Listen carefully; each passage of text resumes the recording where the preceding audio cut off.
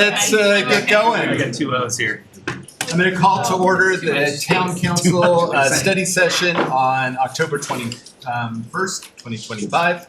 And I'll turn it over to Sarah Hancock to lead the way. All right, we're jumping right in today, everyone. Welcome to the 2026 budget presentation. We are going to jump in to look at the budget process a little bit. We've got all of the department directors here, so after we go through some summary information, some basics about how we got through the budget, some things we want to highlight. I'm also going to be trying to weave in some of the answers to some questions I have received from council members.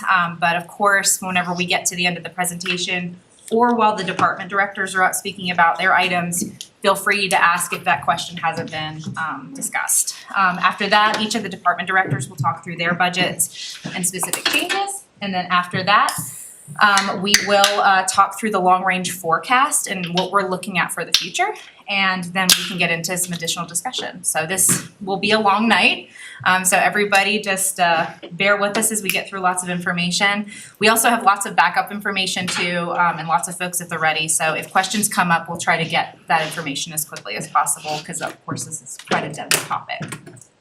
So with that, I want to just start with talking through what our budget process was this year, because there were some things that were different.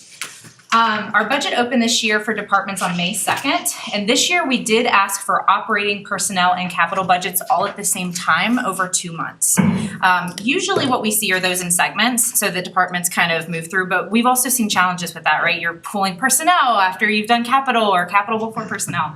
So that was a very helpful way. It also allowed departments to really prioritize the areas that they needed to focus on to get through the budget process.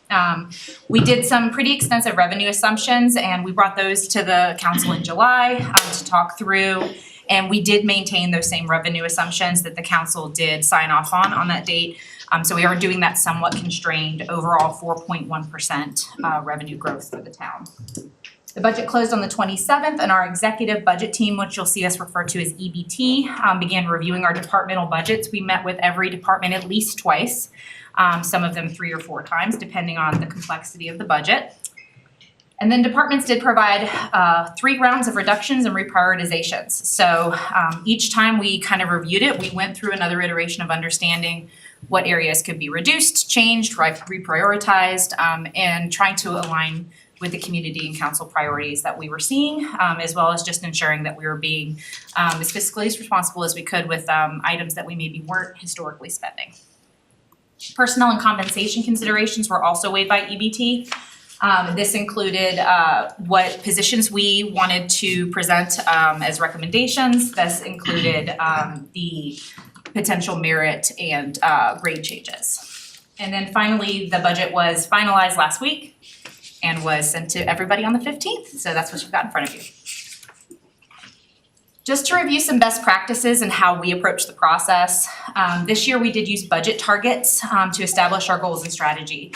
We do not use zero-based budgeting, but we also no longer just say, here, tell us what your budget is. We this year did provide targets that were based on the prior year budgets of the departments. We pulled out one-time expenses, things that maybe were one-time influxes that we didn't feel like they needed to maybe bring in again, and then we also asked them to include any cost of economy adjustments. So for example, most contracts go up 3 to 5%. So we expected those type of increases. So we asked them to view their budget through that target exercise. We also established our links between the budget and the adopted community and council priorities. This year that was a little complex because we did have a survey going on at the same time as the budget process, so we did our best to align those with what we were hearing in council meetings, and then once we did have those survey results, to weave those within the final product that you see before you. And then achieving a structurally balanced budget through our projection of sources and uses. Something that you will notice about this is some places don't look balanced. That has a lot to do with debt issuances. So structurally, we are balanced in terms of sources and uses for the expenditures that we plan to spend. Then anything that does go above and beyond that in terms of revenue is accommodated by expected either revenue bonds, COPs, any type of debt issuance, which we'll talk through as well. And then just the budget deadlines to remind everybody, next week we'll have our first public hearing. We'll plan to adopt November 18th, and then December 9th, we'll have our supplemental for the final 25 year, and we'll certify the mill levy before the deadline of the 15th. And one last piece I want to just note, because one of our key work plan items as a finance team is our budgeting for resiliency efforts. Some big items that came out of this budget process as a part of our budgeting for resiliency plan, it was the revenue forecasting this year. We did significantly aggregate that and are trying to better anticipate our revenue sources and the economic factors that are changing those. So our long-range forecasting does include our revenue and operating growth that is closer to historical actuals than we've previously seen, and also tries to anticipate some of those economic factors that we know are constantly changing. We're also looking at the impacts of an impact fee study, which we'll be doing next year, and how we can incorporate that into a long-term forecast. We're also considering future fees. They are not included in the 26 budget, but for the 27 budget for transportation or something specific to street maintenance. And so we'll talk a little bit about that. But again, that's not in the 26 budget. That would be something that we would explore in 26 and then probably bring forward to you in 27.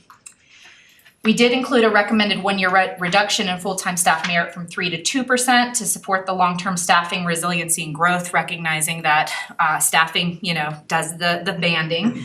So we want to ensure that we have a long-term resilient staffing plan, that we aren't in the position that some of our neighbors are in. We also reduced our long-range staffing plan that anticipated for 2026 41 positions. Malcolm and I were like, please don't bring 41 positions. And we were very grateful the directors did not. They brought 16 for us to consider, and then we are only recommending 9, and only 4 of those are in the general fund. And actually, some of them are cost neutral, and we'll talk through that a little bit more as well. And we also, those reductions I mentioned earlier in the general fund, total $3.3 million, with $2.6 million either reduced or reprioritized in the capital improvements fund, and overall a $4.4 million in all funds reduction in operating. So with that, I'm gonna stop talking, and I'm gonna let Cassie, our fiscal and budget manager, talk through our fund balance summary. All right, so diving into the numbers here, when I acknowledge the big difference that you're gonna see in the revenues and expenditures, Sarah had talked about this just a little bit earlier in mentioning it and the not being in balance. Our total across all funds is in balance, but you'll see those big negatives such as in the police facilities impact fund, the water fund, storm drainage operating fund. Those are due to projects that are planned to be debt funded. We do not have the debts in the budget because we haven't issued them yet. So this is just to show a realistic idea of what the expenditures would do if we did not get debt to fund them, which obviously we would not be able to follow through on those projects then. So ultimately, we do not expect that will be negative in the end. It is just to give a realistic picture right now since we don't have the debt. I'll also note too in the water fund, this one specifically, you'll notice that there's pretty large expenditures, but the ending fund balance is a lot less than that. The project in that one, which Todd will talk about for the water treatment plant, that one is a combination of debt and cash, and that's also part of why we're seeing a different number there than the exact cost of the plant. So we can talk through that some more as well. So diving into the general fund here, you'll see that it has the same beginning fund balance as what was on the previous slide, the same amount of revenues. It just splits out the expenditures a little bit more to see the effect on the fund balance. And so going through that, you can see that we're planning to transfer $10 million to the capital improvement fund to continue to fund those big projects such as street maintenance and other things that we have coming out that would have been general fund capital projects. We also have a little over $2 million that's going out for the fleet. That's the same as what we had presented last month for the fleet supplemental. Those then go into the 2026 budget so that we can actually pay for the orders once they come in. We bring it early so that we can actually put the POs in, but nothing actually gets paid until 2026 or later. One thing I will just point out on this, because it was a question that was shared from council, the transfer to the capital improvement fund is $10 million. and this is going to contradict what we just said a moment ago about not budgeting debt, but we did budget the $7 million for the mine mitigation in the revenues. And the reason why is because we were using it in a transfer that was going to the capital improvements fund. And for us to effectively show how that flows through the different funds, that one we did plug. So 7 million of that is proceeds from the COPs that will move into the CIF to pay for the mine mitigation. So just want to be clear, that one is plugged and that is why it is $10 million. Minus that $10 million is 3 million towards the remaining projects. So you could do the same thing for the police station, but you chose not to? So that goes directly to the, we would book that directly to, it's not a transfer to. So that's part of the logic there. But yes, we could theoretically. Okay. But the reason we did it with this one is because it's flowing through a fund, being transferred to the CIF because we fund our CIF through a transfer. The Police Facilities Impact Fund, when we issue that debt, it would issue It'd go right directly to into the it. fund. Exactly. Yeah, great question. So for revenue projections, these are exactly what we showed to you guys in July. We have continued to monitor these. We have not seen significant changes in what we expect for collections. We are still seeing retail somewhat strong, slight dips here and there, but still maintaining. We do have some new retailers that are doing quite well, and we've seen a bump from those, but again, we're trying to look at the long term, how that will sustain over the long term. The other taxes in particular, highway use, motor vehicle, road and bridge, those can be somewhat unpredictable, so we do our best with those. Road and bridge taxes have been declining steadily over the years. We receive those through the state. So that's why you'll see a -2 there. The ones that I want to draw attention to though are the building and development, use tax and building permits. We are budgeting a negative there, so we are expecting to see a decline in permitting.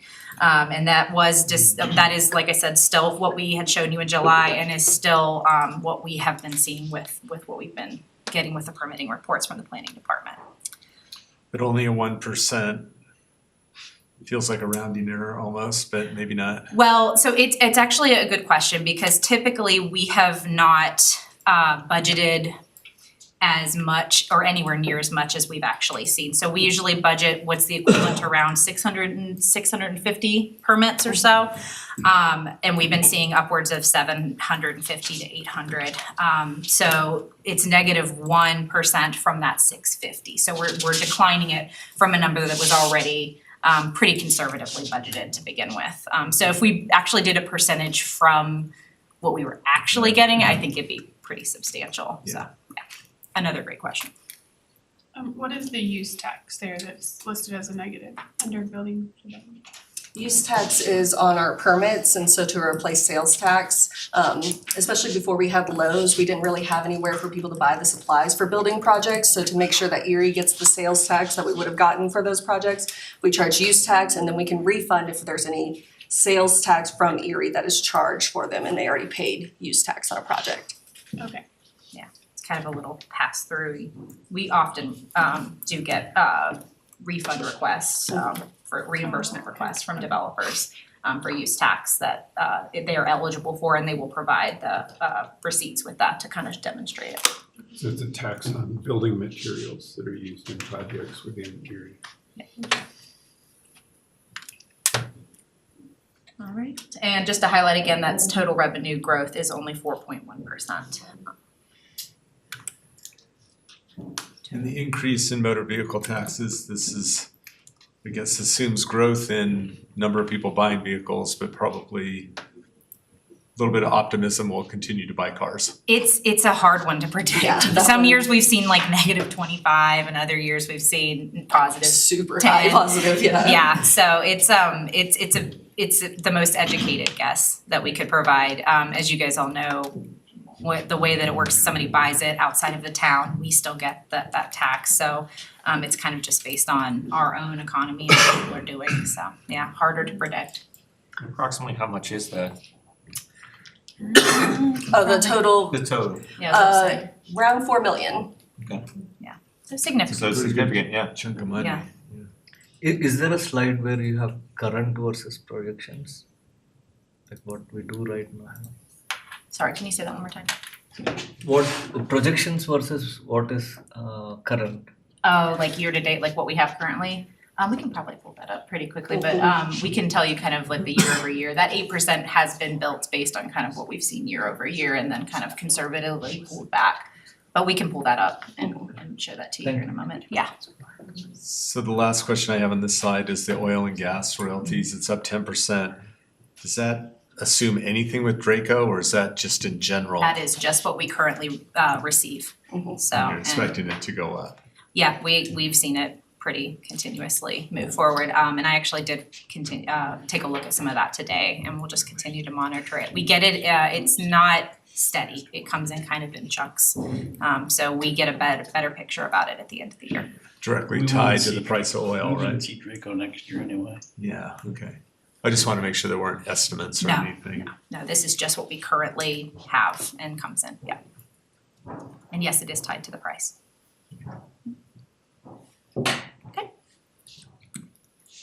All right, so looking at the expenditures as a whole, I want to draw attention to operations and maintenance. We talked about that there were 3 rounds of cuts with the departments, and this is the result of that. We were able to cut over 10% from the operations and maintenance budget for the town, which was over $4 million. That greatly helps with offsetting more than the salaries and benefits increase, but also our continued projects that we're building out in the capital program, and then the debt that will go along with that. We have built in there the estimated payment that will go with the COPs, where we did put in the revenue, but we also have the payment going forward that's included in their debt, and then the transfers across funds. And so you can see there, the total expenditures only went up about 8%, but the categories there, it's mostly in capital. So in the salaries and benefit, if there's a 4% raise included in, what's the difference between the 4% and the 10%? That is new positions, increases in benefits. I was gonna say new benefits, but no, we don't have any new benefits that cost the town. But our benefits premium went up 8.5% Okay, across the yeah. town, so that's a Medical. pretty significant amount. Dental went up 6%. Dental went up 6. And we have different raises for different groups in the town. For instance, sworn officers have a much different raise than the rest of the town, and so that also feeds into it. Okay. The debt and transfers of 20,665,000. That's the transfers from slide, the previous slide, 7, I guess. Plus already acknowledged or known debt that we will definitely have. Yes, so that's going to be the debt that we already have for the water funds too, which Oh, okay. are pretty big payments. So we have So I was revenue trying to bonds, we have reconcile the 10 to the COPs. 10 million plus the Yeah. fleet, okay. Yeah, and we can absolutely, if you guys would like to see a breakdown of that, it is in the budget book, but we're happy to pull that out if that would be helpful. And then also just to highlight there on the positions Oh, on the yes. bottom, yeah, because that 6.5 is different than the 9, and we wanna be clear about why that is. Yes, so the reason that it only shows 6.5 positions there is that one of our positions that was proposed was offset by a reduction in part-time hours, and that reduction was equal to about 1.5 FTE. So that accounts for that. And then we also removed the affordable housing manager from the budget. That's a frozen position and it is not budgeted for 2026. So that is the 2.5 reduction from the 9. So yes, a net total 6.5 increase. And I know that's small, and I have a pet peeve about this, but slides are only so big, so bear with me.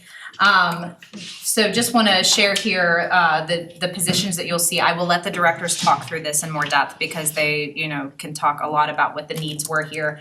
The 4 general fund positions are police officer, an assistant coordinator for parks and recreations, and facilities maintenance and streets techs for public works.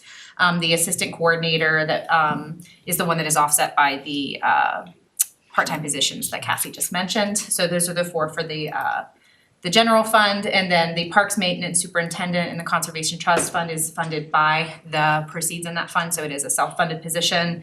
And then the water resources, the water fund, wastewater fund, and storm drainage fund, those remaining 4 positions are all self-funded by rates. So those are or accommodated by our rate study. We know that those are coming and are incorporated as part of that. So I'm gonna pause there before we jump into the departments and just see if there were any additional questions. I know it's a lot of information. But of course, we have plenty of time. Okay, all right, well, I'm gonna let Denise jump into the IT budget. All right, Denise Jakin, IT Director. Pretty much for my budget, the salary and benefits went up 8%. We did add an individual last year for desktop support for PD. And then for our operation and maintenance, we have a budget of $148,509, which is a reduction. Capital, I do have a capital project refreshing the servers at Town Hall. And then total, over $1 million. The operations and maintenance went down 59%. What were you able, it was 2025 higher than normal, or? We had some projects in 2025 that we don't have this year. Okay. We also had areas where we were able to put some of the things that were in our maintenance into the regular general fund because it's used townwide. And then other things were just savings that we, we're going lean, very lean this year. Yeah, thanks. Yes, and when she says the general fund, she's referring to the central charges Yes. account. So if something is used town-wide, especially used daily town-wide, we try to avoid having it in the departmental budget. So one of her items did shift to that central charges account. I've got a bazillion questions, but they're probably better for an IT study session somewhere in the future. I just appreciate with such a small budget what you're doing, and do you feel like you have what you need right now to protect the town primarily against cyber threats? I do. Another one of the reasons that ours did go down is we did get a few grants to help us out with our cybersecurity. With that, if those grants do not come through for 2026, as we're hoping, we'll be coming back to you later to ask for some more. Yeah, and I would say just be assertive with that, right? And help us understand what the gap is, recognizing a lot of the stuff I don't want to talk about in public. We may have to do an exec session just for the nature of cyber work. All right. Cool. How much were the grants for, or how much are hopefully the anticipated grants?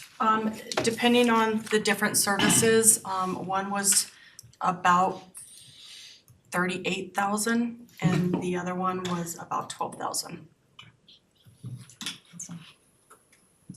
Not huge ones. Yeah, sure. Thanks. All right, thanks Denise. Thank you. Okay, my turn. Gabby Wright, Director of Communications, Community Engagement.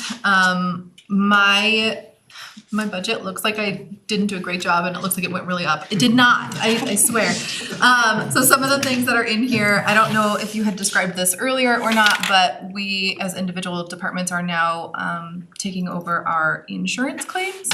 And so that is quite a large addition to my small budget. So I think it was $35,000 that was added to my budget that will be mine now, which was previously done, I think all in like the HR budget or central charges or something. So that's an increase that went into my budget for 2026. And then the rest of it is software related. Some of it's cleanup. We're combining some contracts that previously were separated. So I'm taking on some of the contract that finance had for a software service that my team actually manages. So we're now going to manage the contract as well. And we hadn't fully been budgeting out for the AV system and the maintenance of that software. We've been kind of pulling from different buckets for that. So we consolidated all of the funding into my budget as well. And then the final piece of that is actually kind of a test run that we're doing. So if any of you have noticed on the website for the last week or so, we have a new button on the front. It is an AI-based search engine for our website, and it prioritizes any videos that we have so we can get kind of more human faces to our residents. So that's called Rept, and that is new for 2026 if you decide to approve that budget. but it does crawl our website and give a summary of whatever somebody asks for it. So it's been live on our website for about 10 days, and we've had more than 300 questions go through there so far that have been answered by this new button. So that's that describes the increase that I have there, I think. And I'm glad you mentioned that because I should have had that on an earlier slide. One thing that did go up across the board and you'll hear a lot of the departments talk about is the insurance. Previously, we did have that all budgeted together, but we are moving it all into a fund, which creates a cost allocation out to the departments. So all the departments now have premiums and deductibles that they are budgeting in their departments, and then as things come in, that'll be charged out to fund that insurance fund. And that's a way for us to better predict and understand our insurance costs for casualty, property, and liability. So like, Gabby said, you'll hear a lot of departments talk about that. I'm in the same boat. A lot of the smaller departments in particular are. So just be aware of that as that comes up. What was the basis used for the allocation? So we worked with, and actually Lori Weisner, our risk manager, she partnered with our insurance companies and how they kind of looked at things. Our consultants looked at how the best practices for those allocations are, and then used how we have been submitting claims, how much those claims have been, to understand how much that cost would need to be allocated across the departments, and then use that data to essentially say how much we thought each department would need to budget for that. And then that is what we budgeted in the department, so that if say somebody tripped over a cord in the finance department and had a workers' comp claim, then we are now budgeted to be able to pay out for that claim, and that would actually be pulled from our budget and then can be effectively costed to the insurance fund. So it becomes more self-contained and a little easier for us to predict the costs. We've just been it's not been as easy for them to do so, and it's a lot easier when it's self-contained. One of the reasons we did that, and Lori can elaborate Yeah. if you want her to, is to have the directors see what their insurance payments are and the claims associated with them. Lori does a great job of consolidating the claims that we've had throughout the year and giving us a quarterly update on claims for each individual department, the nature of the claims and other things. So we see where it's happening and can focus attention on those areas that need it and celebrate those areas that are doing really well. It encourages me as a director to say, please don't trip over those cords and keep a safe environment. Visibility is good with budgets. Exactly, yes. Do you charge the people that let the cord out, or the clumsy guy that? I'll defer to Lori on that. So does that mean we should expect either excess revenue or excess budget that'll roll back at the end of the year? Hopefully there's not too many trips. Hopefully there's not too many. It's hard to say in the first year. We're gonna keep a very close eye on it and see how it works. And definitely we'll report back. Because you're going to see in the ACFR in 27, it'll be a new fund. So we'll actually have financials like reporting out of how it's functioning. So this will be the first year we see it unfold. I was actually just gonna add to that, yeah, the idea is that hopefully the allocations are a little high in the department so we can build up that fund balance in case we have another like hailstorm or something like that come through. Yeah, then we're not pulling from fund balance in the general fund to accommodate that. We actually have a fund that can provide for that. On our medical, are we self-insured or is it all part of Kaiser? Yeah, Kaiser does not do self-insured, so we're fully insured under Kaiser. Okay, yeah, probably not big enough to get there. I know when I worked for Boulder Valley School District, they were self-insured at that point. Yeah, when we were under Cigna, we were self-insured. Well, actually, it was called we were level insured, which is a form of self-insured. In order for us to add on another plan such as Cigna and Kaiser, we have to have an employee count around 500 before anybody would entertain doing that with us. Got it. And then my last question is, we've spoken about branding and logo consolidation. Are you able to do what you need to do within the budget you have? To create branding and talk about that and have the discussions, yes. To actually implement, I would have to come back for supplemental to do that. So I'm not sure what the timeline looks like or the discussions or what we would be hoping to do, but to start the discussions and bring forward some possibilities, yes. Okay, sure. All Questions right, for I think Gabby? we're good. Thanks, Gabby. All right. Human resources. Okay, Alicia Melendez, Director of Human Resources. You'll see a decrease in the HR salaries and benefits. Part of that is due to we no longer have like an official DEI program. You'll see it still left over in the budget, but going forward, it won't be there. And we had a DEI manager that we now do not have. Instead, we have an HR business partner. And then we took another position down and had it become a learning and development specialist. So that's the decrease there. Our operation and maintenance, again, HR, even though risk is under HR, we still have to have our own insurance, part of our insurance fund that we were just talking about, especially in the others. But I will tell you, I hope to goodness none of my staff get injured since we own that program. And then you'll see an increase in capital. It's a, it's kind of a head scratcher. What is HR building? Nothing. Nothing. So we recently, the last 3 years, underwent an ADA transition plan, which you might ask, what was that? So back in, this is really embarrassing, but back in January 26th of 1992, any public entity with 50 or more employees was mandated to have an ADA transition plan. We did not. And Lori was the one that discovered that we did not when she came on board. So we hired a consultant and they helped us for 3 years. They go out to every property, whatever. We came up with our transition plan. We're awaiting the final report of that. We do have some of this stuff already. And so we are now tasked by the federal government that we have to implement this plan and we have to start figuring out our priorities as to what can make the town ADA compliant. And so that first initial $100,000 is going to be, we know some easy fixes that we could do, so we're gonna do work on that. And then the other, I believe, is consulting dollars. But HR is not doing any of this work. It's gonna be done mostly by transportation. So if they would have more specific questions about that, it's just because it was a result of the ADA transition plan is why it landed in my bucket. And just for grins and giggles, we were supposed to have everything that was on the transition plan implemented by January 26th of 1995. So a lot of entities are in the same, didn't pay attention to it, didn't do it. And now they're getting caught. And so they're coming out kind of doing like First Amendment auditors. They're coming out to different municipalities and figuring out what they haven't done. And then it triggers off something that is not good. And if you want to know, Lori can speak more to it. So that is why HR has some capital money this year. So. All right, and I'm looking at John back there, but I'm guessing this is like curb cuts and things that make it easier to get around. Yeah, come on, join us. But it covers all kinds of things, some of which we've done, like the visual things, our website has to be ADA compliant. Okay. It can be transportation, sidewalk related things, it can be building improvements, like the ramp that you used out front today. Yes. All sorts of things.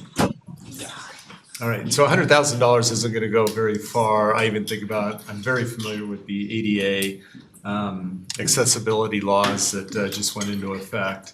That would gobble up the 100,000 right there. So do you see this, a need for this to go up? Are you working it over a 10-year plan or what's the?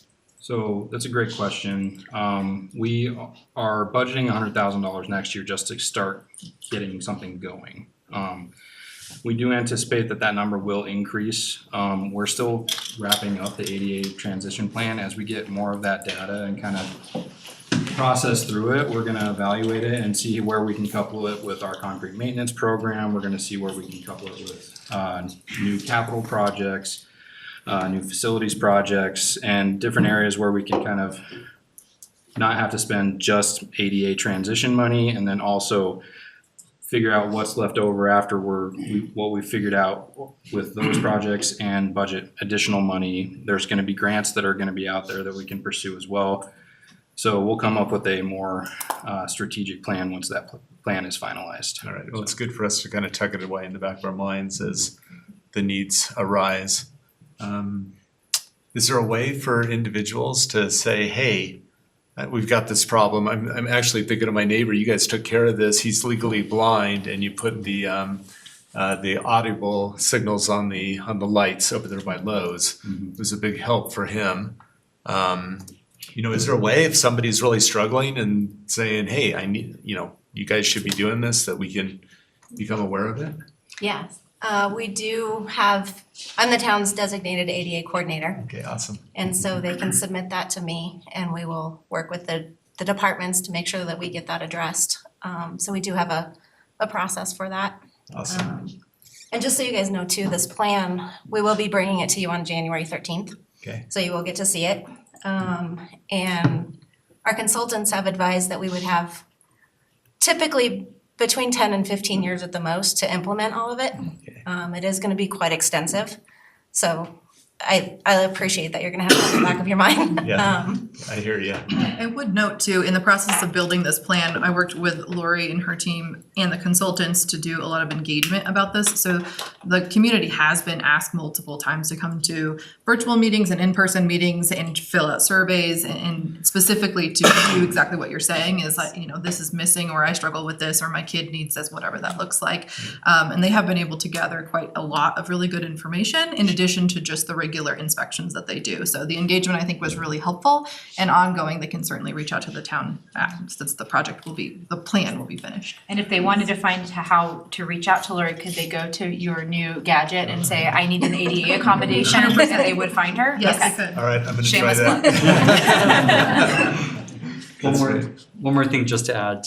So if we came to you and said we need, you know, $5 million, we wouldn't have the staffing and personnel to actually carry out that kind of effort right off the bat. So by kind of taking care of the low-hanging fruit initially and building towards it with a transition plan, kind of getting into it systematically, we'll have more information that we can actually also share with the community with our progress. Yep.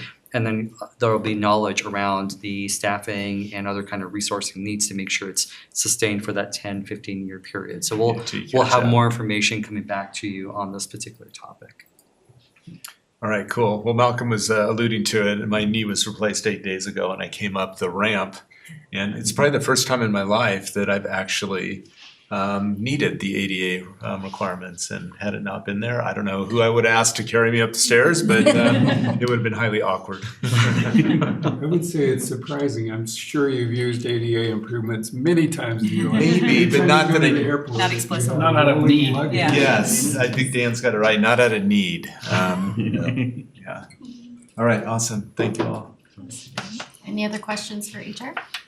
I have a question Yeah, go ahead. about training. Is there a separate budget for trainings and that kind of thing? That is all in my operations and maintenance, and yes, we do have, we have it pocketed out for training and development. I don't know if this was part of your question, but each of the departments budget individually for our own training, so it's okay. not all in HR's budget. Right, the training that we budget for is we deliver townwide trainings, and then we're developing trainings all the time, and like a manager's foundations training. And so we have budgeted for that. So our budget is trainings that we deliver to all employees, but if a department needs to send somebody to a specific training that's trade specific, they budget their own training dollars. Okay. And that was actually something that we really combed through this year as a part of the reduction process too, because we have a new learning and development person in-house who is very knowledgeable and is developing those type of trainings. We did ask departments, if you have something that's like more managerial or supervisory, like we have that in the works, because those can be very pricey, those type of conferences. But if it's trade specific, keep it in your budget. So folks did do that and are gonna rely on the program that Alicia has in her wheelhouse. Great. All right, I think we're good. Thank you all. Alright. Doing a cycle change here. Getting into the heart of the rotation.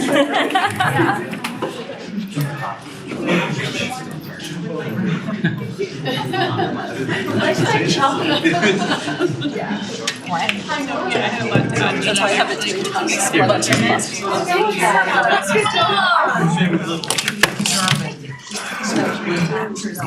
Okay, we got the next section. Plug in there.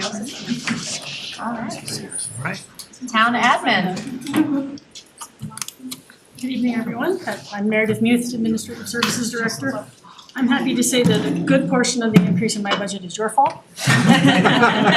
Which is actually because, as I understand it, in 2025, they did not include the legislative division within admin. And in 2026, they included the legislative division, so that includes all of you, the memberships in like CML dues, grants to communities, boards and commissions funding, that type of thing. So that's part of the increase in there. The other major increase is we've kind of fully fleshed out the city attorneys and the town attorneys budget. So a lot of those increases are in there. I'm also happy to tell you about 5 minutes ago, I got a signed contract. So moving forward on that one. So those are the big changes for my budget. I will say the one major project the admin department has next year is the 2026 election. It doesn't cost very much, but it is budgeted for next year. And it doesn't cost very much because the counties burden most of it. We're coordinating with them, I guess. We coordinate with the counties. They charge us back for the amount of, basically the amount of real estate you take up on the ballot that we get charged for. At least that's how Boulder County does it. I'll have to see how Weld County does it. So it's about, we expect between $40,000 and $50,000 unless you write a really, really long ballot issue, in which case it could go up. Good caveat, ballot issues do take that price up. Yeah. And have we budgeted for the potential of a ballot issue or two? Yes, okay. Yeah, perfect. Other questions? We don't want to question our own budget. Yeah, you guys are going to CML? What's going on? I do hope that most of us, if not all of us, will go to CML Yes, this it is year. in there. Yeah. Okay. Environmental services budget. So I'm David Frank, Director of Environmental Services, and as you can see, when asked to take a haircut, just like in real life, I don't do them often, but they are big. The fact is we had some very significant projects wrap up in 2025. You can see the capital. That's primarily the very large purchase of half the streetlights in town, which we expect to wrap up with United Power in the next couple months. If it does spill over into 2026, we'll do that with a rollover. We've also got some pretty significant decreases in operations and maintenance. Part of this is obviously the couple $100,000 we're saving in air quality monitoring, but also the ending of the pairing of recycle bins with trash cans. If you walked around our parks, you've noticed that every single trash can is now paired with a recycle bin town-wide. So that program is wrapping up, so we can take that out of our budget. And then just a lot of little things. This is our department's second full year, so this is the first time we actually had full control of our budget from beginning of process to end. So just a lot of going through all of the nooks and crannies and just cleaning house. Okay. No new questions? No new FTEs this year? Not this year. We were fortunate enough to get a new FTE last year, and we're gonna, work them to the bone before we start asking for more. But is 6.6 enough for what you want to do in 26? Because there are a lot of people who want more services from Environment. Sure. Yeah, well, as we go through 2026, obviously we have a lot of really big projects going on. The Sustainability Action Plan, the Beneficial Electrification Plan, the Resilience Plan. I think once we have those pieces in place, we'll have a much clearer set of goals. I don't want to just budget on, we may want to do more. I want to be able to tell you what more we're going to do before we come ask for funding. So for this year, yeah, I think this is a very adequate budget. We're not reducing any of our programs or any of our services, despite being able to reduce the overall burden on the general fund. Nice. So with the, I know we're still in finalizing negotiations with the landfill, so is there any expected cost that will come out of that process, or? Hopefully the landfill is gonna be, pay for their own business as a, as a private business. Yeah, we're in the initial process of going through their pre-application for the changes that they wanna do out there at their property, including moving the entrance, moving our water tanks, et cetera, et cetera. But yeah, there should be very little financial burden on the town beyond just the time and salary of the folks to review all of those permits. Sure. And to make sure everything is according to Hoyle. Excellent. All right, I think we're good. Thank you. Yeah, easy when you're reducing. Okay. I'm not reducing, but it's not my fault. Is it ours? No. A lot more numbers. It's not me, it's you. No, sorry, that was too easy. He gave that one to me. So yes, the finance budget is actually relatively the same, just some things have shifted around. I'm gonna start with operations and maintenance. The increase there is primarily the insurance allocation, but also we did move our ClearGov software out of central charges and into finance.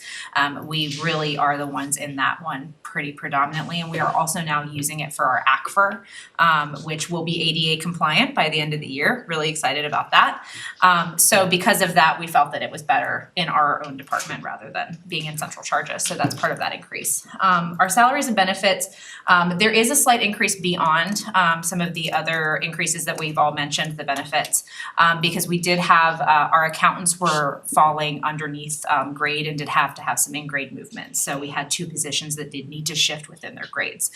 So those were rectified last year, and those are now hitting the budget. I don't have capital, and I'm not asking for any new positions. So that's the finance budget. Any All right, questions? pretty straightforward. Yeah. Okay. It's never as much fun as everybody else's. So I help with the whole thing. One of these years you're gonna get capital. I know. Oh, Alright. famous last words, Well, thanks. as speaking of somebody who finally gets capital. I think I drew short straw on this one. There was a conversation of who gets the mine mitigation and it landed on mine. So welcome to the elephant in the room. Economic Development, I'm the Julian Jackman, Economic Development Director. So right now for 2026, we are the smallest team on town staff. We are still going to be the smallest team on town staff. We have 4 FTEs and we're not asking for any others, so we're staying at 4. For operating costs, for traditional operating costs, there's an increase of about $50,000. Really, we have almost like a decrease of $50,000. The reason for the increase is now that we have an approved incentive policy, we have an incentive fund in our department budget that we can draw from throughout the year as applications come in. And so in 26, we increased that incentive fund from $100,000 to $200,000, which is why that number is in the positive instead of the negative.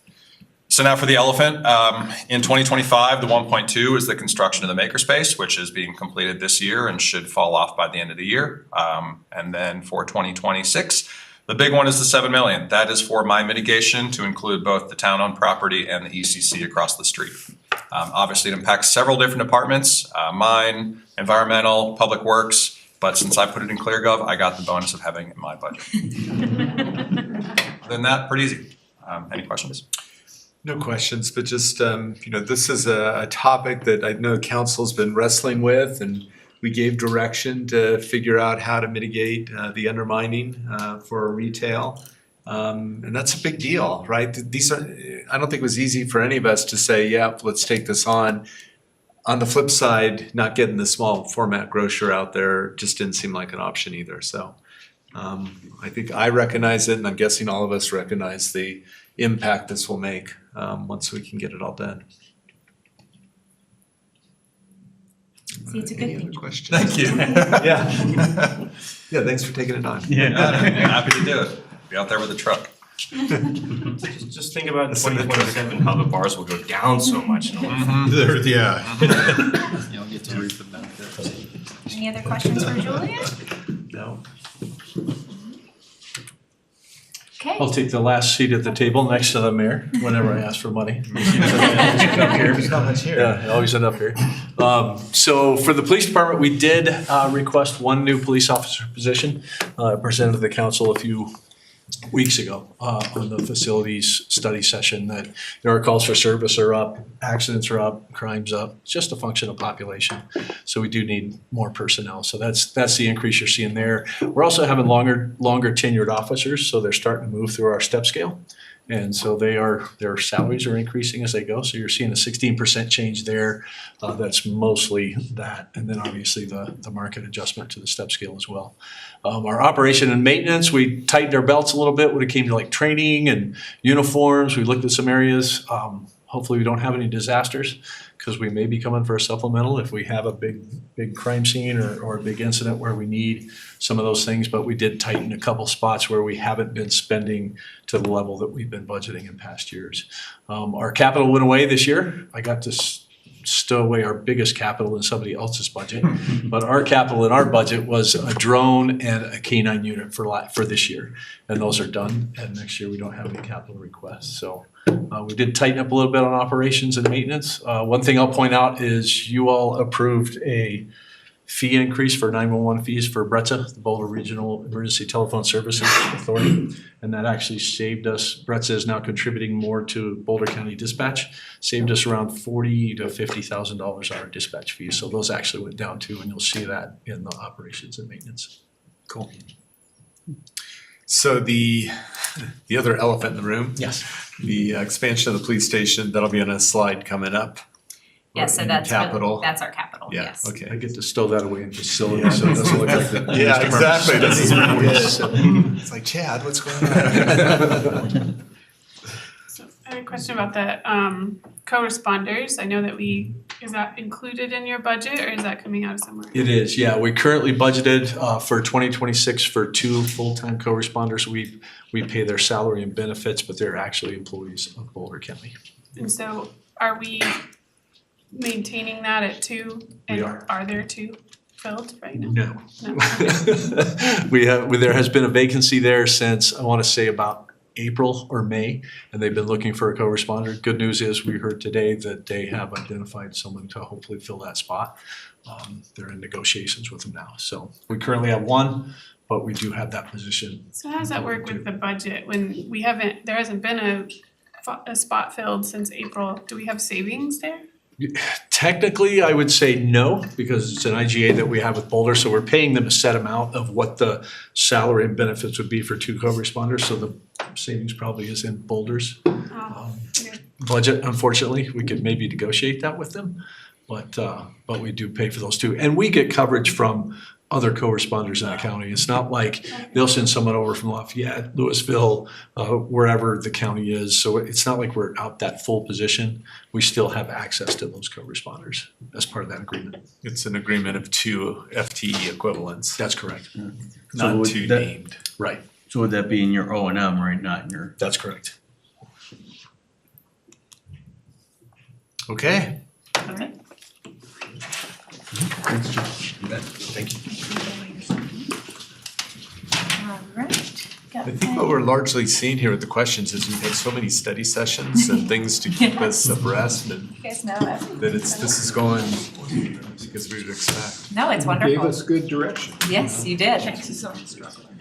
Okay. And Sarah, to discuss planning and development. Alright, so as you can see, we are definitely reducing our budget from this year into next. And the biggest one is, or the biggest reason is that we are freezing our affordable housing manager position. So you can see that does impact our salaries and benefits. So it's a very minimal increase as a result in that line item. And our operations and maintenance, it's pretty similar to last year.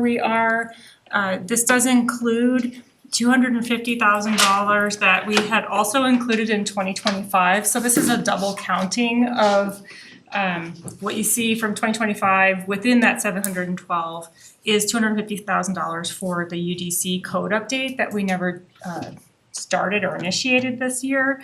And so we are asking again for it next year.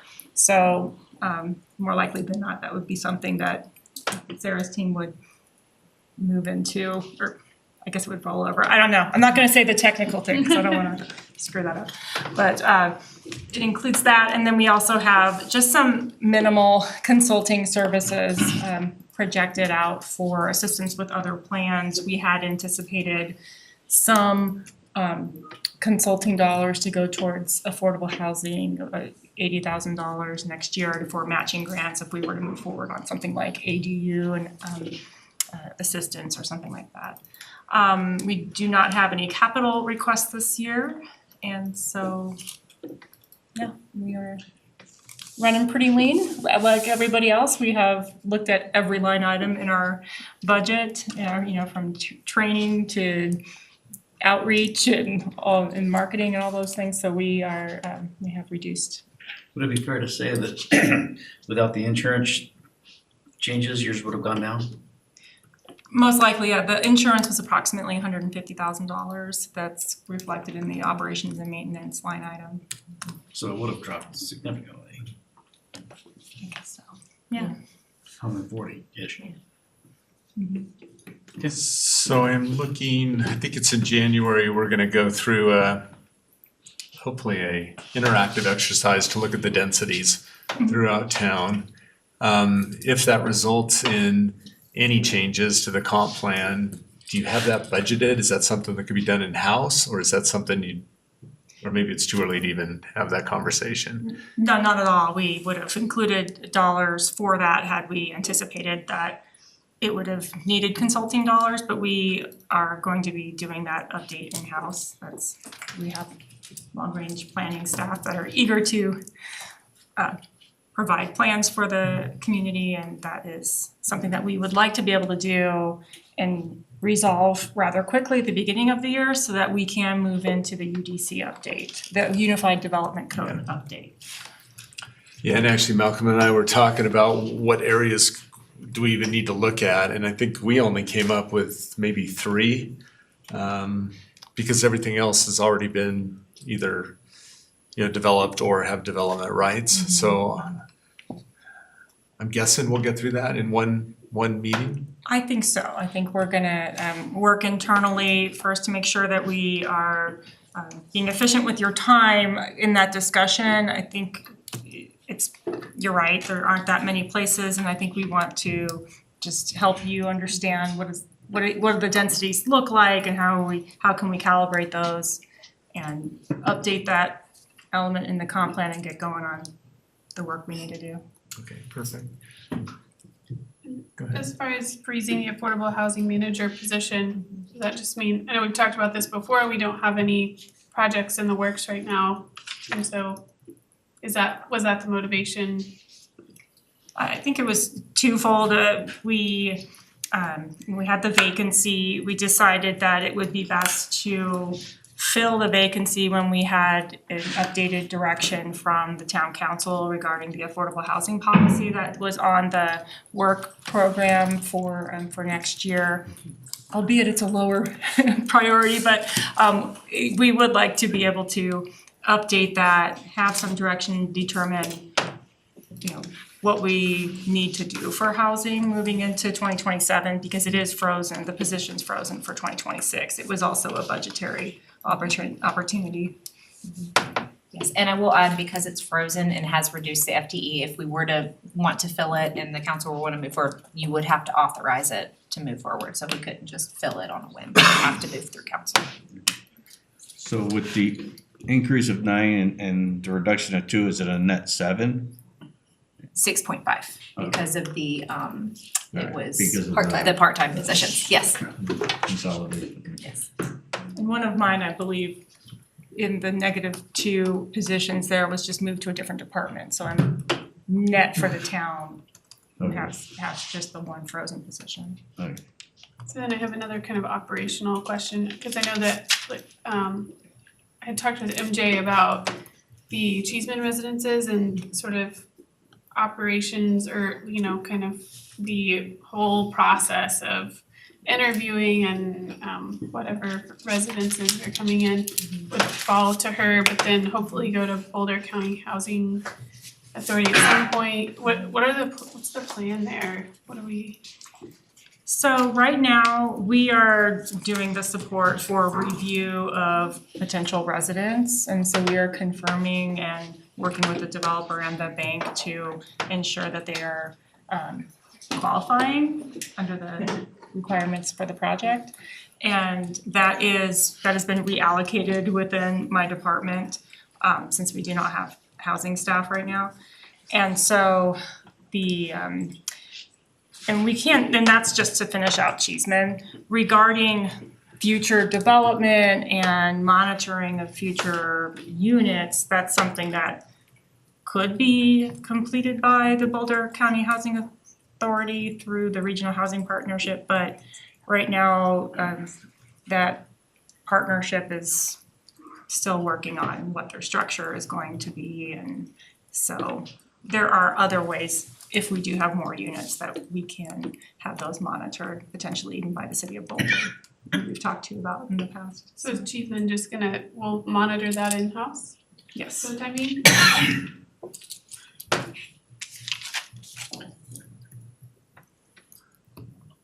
I think we're good. All right, thanks, Sarah.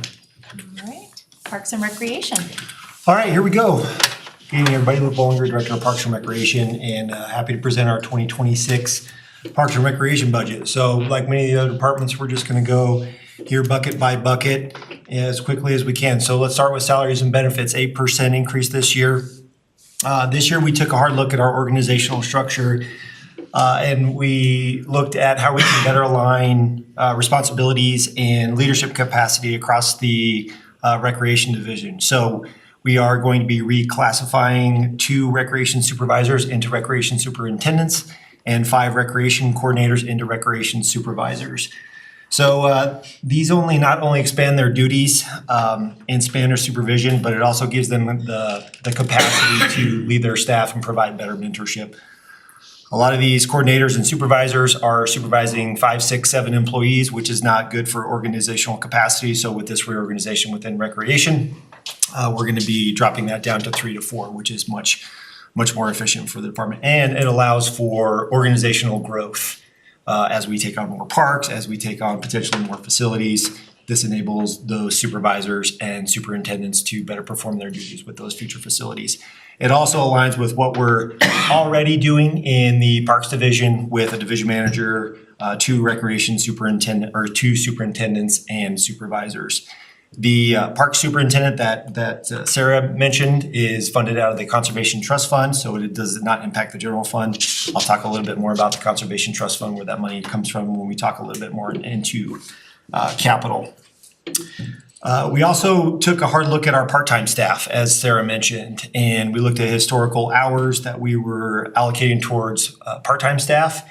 And due to some incredible work by Rachel, we were able to reduce that by 2%. So that essentially is a savings to fund our assistant coordinator for special events. As we get more events, more event requests, we decided that person needed some assistance, and that's Brandon Grasmick, who is going to be a recreation supervisor if the budget is approved.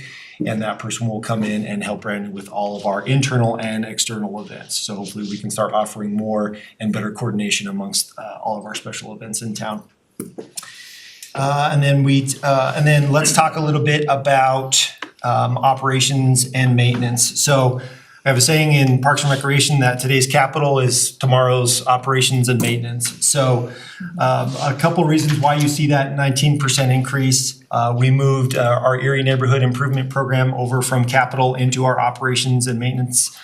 Even though we did reduce that from $150,000 to $50,000 this year as part of the overall budget reduction. The other big organizational change that we made is typically a lot of our equipment that was less than 10,000. So think of your ellipticals, treadmills, small equipment, mowers, things like that. Are that even though they were less than 10,000, we're always funded out of the capital. We made an organizational shift this year to put those items that are less than 10,000 into our operations and maintenance. So we did see some of that equipment that we were budgeting for come over into that operations and maintenance. We still treat that as capital assets. Jay Maurer and Matt Spinner do a fantastic job in tracking all of our assets, and we can tell you pretty much when every treadmill needs to be replaced, when and how much that's going to cost. The other thing that's a pretty significant increase this year is now we are in our first year of our battery rotation. So as you recall, a couple years ago, the state mandated that all the handheld equipment, so your leaf blowers, your trimmers, that small equipment transitions from gas powered into battery powered equipment. So this is our first year of replacing a third of our battery supply to make sure that batteries are healthy, they don't start fires in the facility, and we can keep up our level of service. And we do that, we do a third of our supply every year, so we're not hitting the budget all at once with a complete battery replacement. So this is our first year of doing our battery replacements. We are doing some incorporation of some autonomous mowers and robot painters. So that we're gonna look at some staff efficiency, some force multipliers, as I like to call them. So when we go out and we mow our small areas and we paint the hundreds of soccer fields that we have, we're gonna be doing that a little bit more autonomously. So that's a couple of more of the increases that we see in the operations and maintenance. And then we also mosquito contract for the entire town that lives in the Parks and Recreation budget. So that's upwards of $55,000. So just a couple of highlights there. And finally, I just want to touch on, we are making a $200,000 request in consultation services for the second community campus. And I know this kind of question came up of the second community campus, and then how it kind of works with the expansion that we also have, and Chad and David are gonna touch on that a little bit. The community did show a strong support for a second community campus at the 25 acres at Colliers Hill. And then we are showing some additional design engineering for the ECC expansion. Those two projects don't have to be mutually exclusive, right? So, because there was a recommendation in the playbook to revitalize and expand the existing ECC.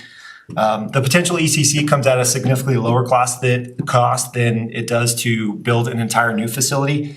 And it addresses several of the key needs that we know right now. So expanded space for active adults, enhanced fitness spaces, more drop-in fitness areas, more community rental space, and then just the nature of the expansion of the ECC frees up space for an actual staff break room, an actual staff conference room, and some additional offices. But those are very small in comparison to the overall renovation and small expansion of the ECC. And as we start planning for that second community campus, the intent is for that campus to complement, not duplicate what we're doing at the ECC. What we heard in the playbook and what we heard from our 2024 community survey is that it's not we can offer what we're doing, the second community campus will expand what we're not doing and what we're not doing enough of. So indoor sports, enhanced aquatic facilities, additional gym space. We're gonna try to push and spread out our programming over to that second community campus and keep the ECC as more of that drop-in, really kind of neighborhood space.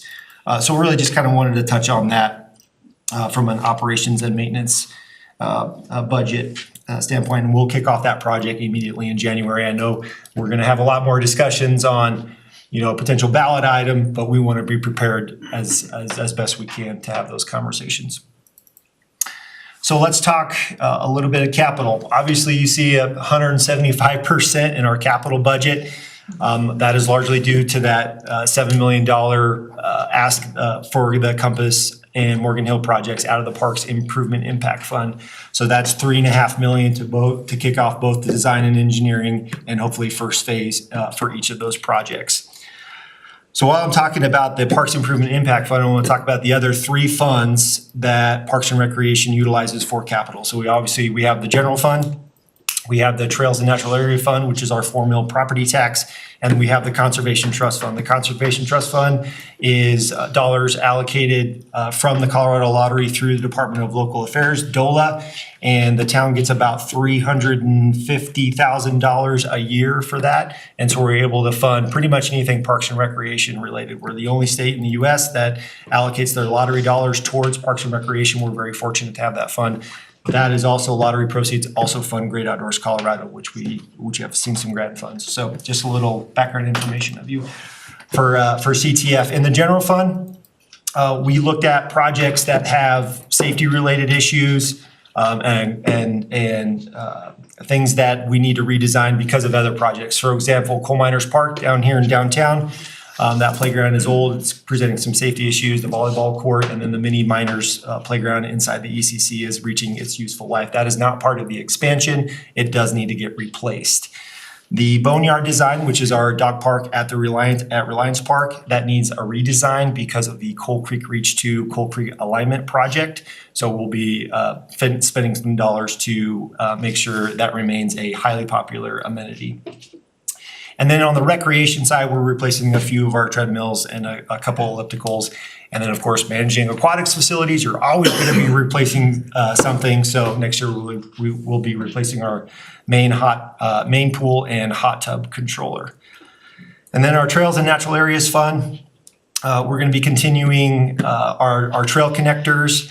I know the Compass neighborhood is really looking forward to some trail connectivity, so we are going to work with that project and hopefully get them some trail connectivity to Coal Creek Regional Trail. I've been working with John Ferruzzi in Transportation and Dave Pasick in Public Works on getting that trail connection east out of Compass.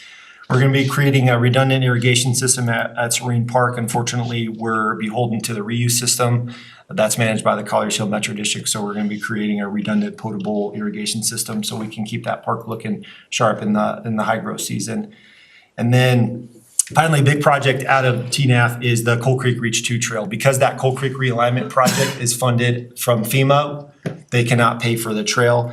So we are going to pick up the tab on creating, which I think will be an excellent trail from Reliance Park, under County Line Road, and then into the existing King Open Space Trail system that was just celebrated this past weekend.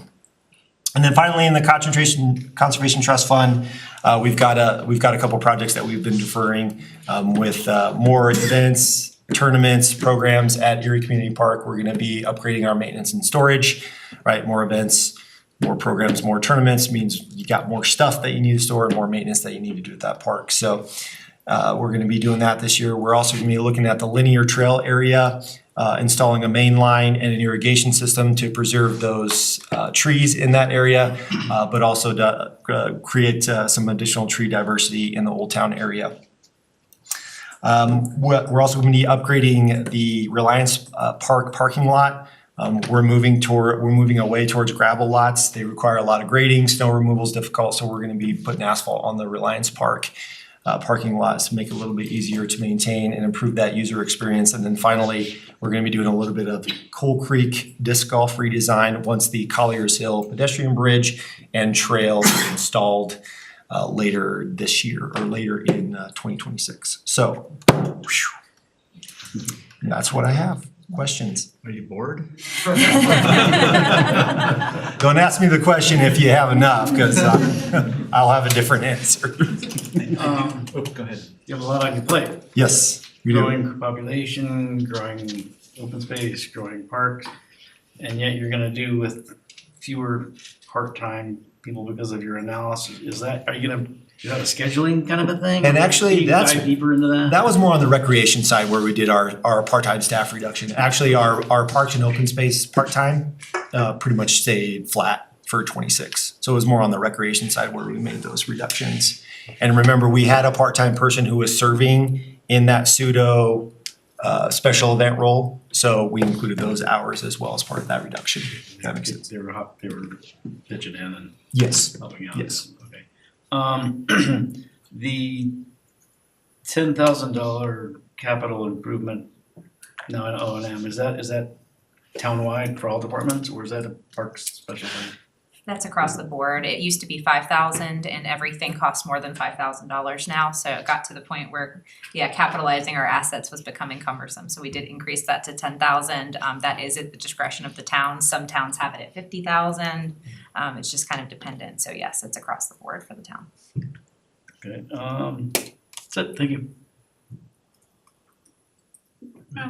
So the reduction in part-time employees, does that result in reduction in programming? No. And actually, if you look at our individual programming areas, active adult, aquatics, therapeutic recreation, there's probably actually some increases in those operational budgets just because we're still growing. So no, there'll be no reduction in services. We were just looking at historically, right, what we spent in terms of hours for part-time employees, and just like a lot of the other departments did with their operations and maintenance budgets, we were just able to say, hey, we didn't actually need that many hours for 26, and we were able to, and now we have a little bit more full-time staff, and we're just being more efficient with our part-time staff. Thanks. So I know for your department specifically, you mentioned before, the operations and maintenance is always kind of ongoing things, and how'd you put it, the capital projects? Today's capital is Yeah. tomorrow's O&M. Yeah. So, since we only see 2 years in here, I'm trying to remember do you have kind of an idea of like how much like year over year, say maybe the past 3 or 4 years, we've been incrementing? It usually averages on the parks maintenance side, we usually average between that 3 and 5%. Now that's depending on if you build a new park. So when we were building a park in 2020 and then 2022 and then 2023, obviously, you know, there are some costs that go up a little bit more. And then we add maybe a staff member. But usually we're right around 3 to 5%. Now, when you're talking about 25 acres or another 15 acres, then that's probably where you start creeping up into probably the 5 to 10% increases in certain line items when it comes to parks maintenance operations. So, and then maybe some additional equipment costs, some equipment acquisitions, maybe a few more pickups and things like that. But usually when, how we calculate it's really kind of 1 FTE per 10 acres of park. And then you have associated equipment that comes with that. That's kind of the general NRPA adopted standard of, sure, you get a park, you get a person, and you get some additional equipment. Okay, makes sense. And then just had a general question about with our parks, if for the public, if they want to rent out a picnic table or whatever, do we look at like cost increase with that over time? Is Rachel smiling right now? There we go. Rachel has done a fantastic job in looking at rental rates, and we do. So we do have an adopted cost recovery model that we update every 5 years, which we're actually looking at updating in 2026. Oh, cool. So we do look at everything from membership rates to party rentals to room rentals to shelter rentals, and we look on hey, are we matching the market? Are we achieving our cost recovery goals when it comes to those private rentals? So to answer your question, yes, we do look at those. The general practice is every year you look at fees and then or you evaluate fees, and then and then on the off years you increase fees. Yep. Okay. I want to loop back to the assistant coordinator special events position, and just to highlight that it will help support expanding programming, volunteer development, which was a specific ask, and I'm hopeful that we'll get some traction in actually getting a group of volunteers that could then be used in so many of the events that we have, that could help, all these groups from BBN to the Optimist Club to the Chamber to the town events. So fingers crossed we'll get some good coordination around our volunteers. Yeah, thanks for doing that. A lot on your plate. I appreciate everything's going on. I talk about what are the things that bring us together, and it's oftentimes community events. It's music, it's art, and I think you have a big chunk of this in our town that helps us be Erie.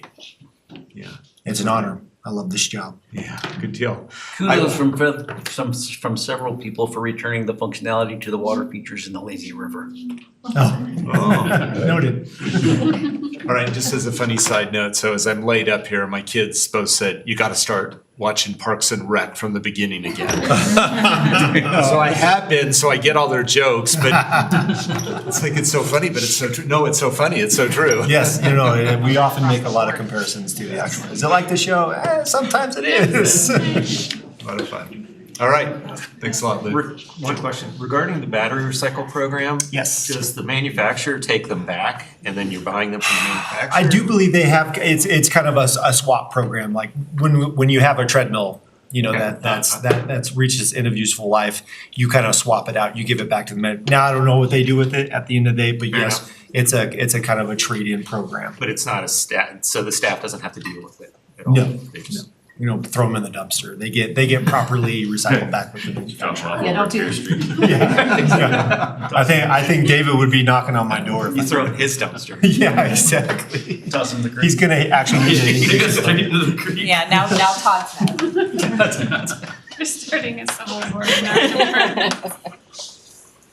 All right, good deal. Oh, you're here. All right, we're gonna jump into I just public stayed works. up here from earlier. Yeah. Like, I'm gonna be up here. Good evening, David Pasek, Public Works Director for the town. We'll just dive right in. Salaries and benefits. You'll see about a 9% increase. There are some reclassifications accounted for some specific staff moving up in grade, just due to tenure and experience. There's also gonna be some in-grade movement anticipated for one of our engineering positions, pending as PE licensure exam. So we're looking at that for right now. There's also anticipated grade adjustments for a number of positions within Public Works right now. And then the largest portion of this will be the addition of 2 new positions within Public Works, a Facilities Maintenance Technician 2 and a Street Maintenance Technician 2.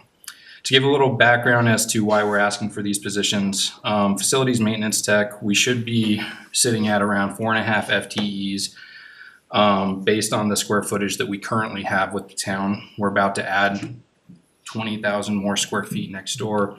And pending budget approval for Erie PD, we're gonna be adding even more. We are currently at 3 FTEs.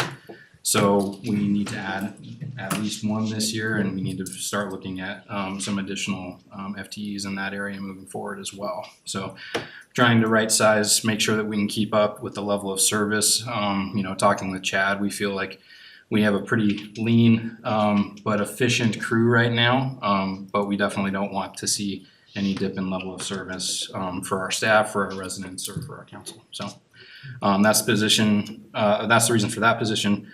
Street maintenance, our last street maintenance technician, I think was added in 2023, if I remember correctly. Since then, we've in 2026, we will have a 32% increase in lane miles of road within the town. We're also adding streetlight acquisition to our asset management inventory. So as we take on more assets, we need more contracted services and staff to help keep up with all of that. So that's the reason for that position as well. So operations and maintenance, you'll see a very significant reduction from last year to this year.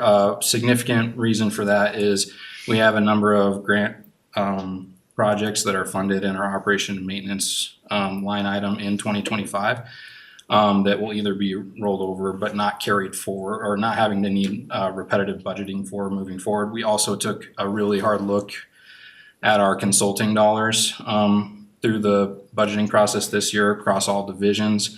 With that, we found that we were over budgeting from a historical standpoint for things that may arise versus things that we actually need to budget for. So we wanted to make sure that we're right sizing that to a certain degree, and really just reprioritizing, making sure that we're evaluating how we're budgeting for training and other opportunities. We want to make sure that we're budgeting for staff to go get training, but we don't want to budget more than what we're able to use in the given year. So significant reduction in that area.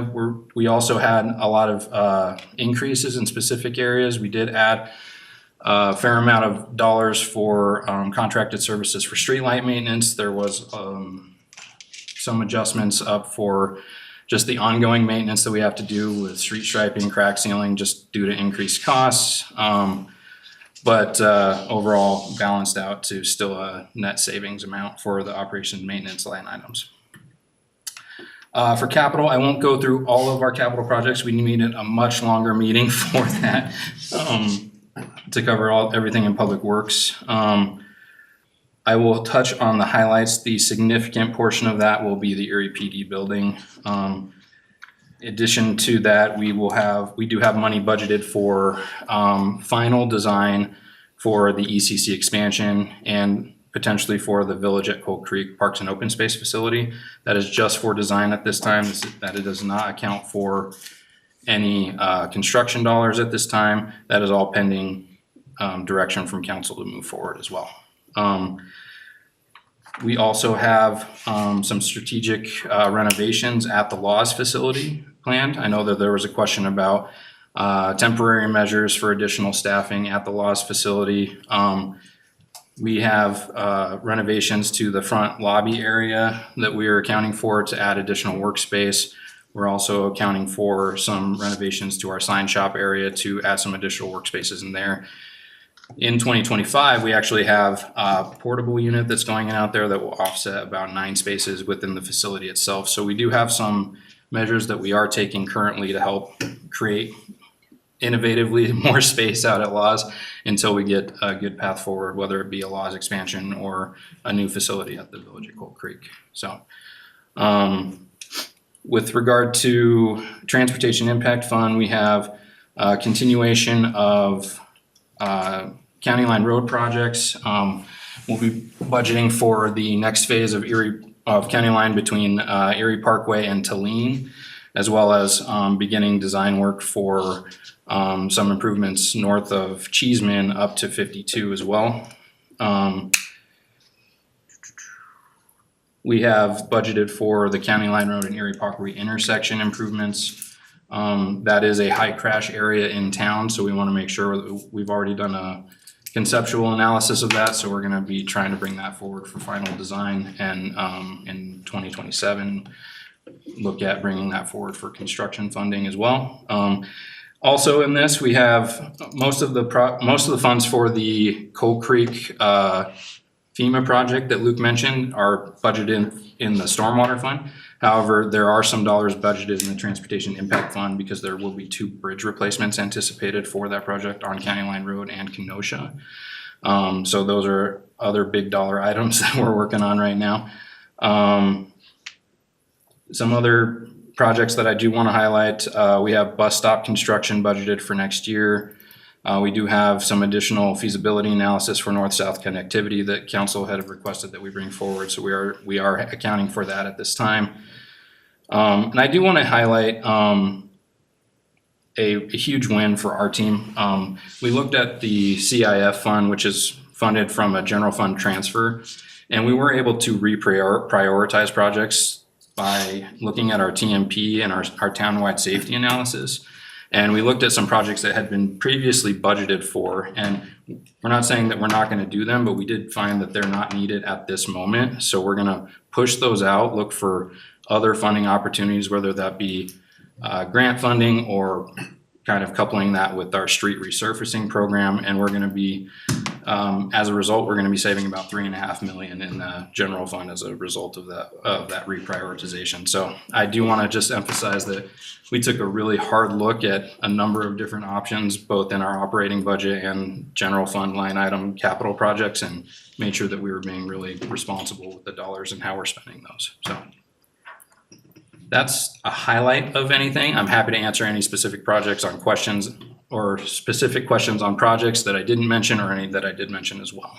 And I'll also note that this is the department where the police building is. So Yes. we have Chad here, we can answer specific questions about that. And I do have slides later that will talk about where the debt payment is. So this is the time definitely to ask about that project. Yeah. Sounds good. On the projects, in here it says that the 111th Arapahoe turn lanes got pushed to 2026. Is that right? So that project is out to bid right now.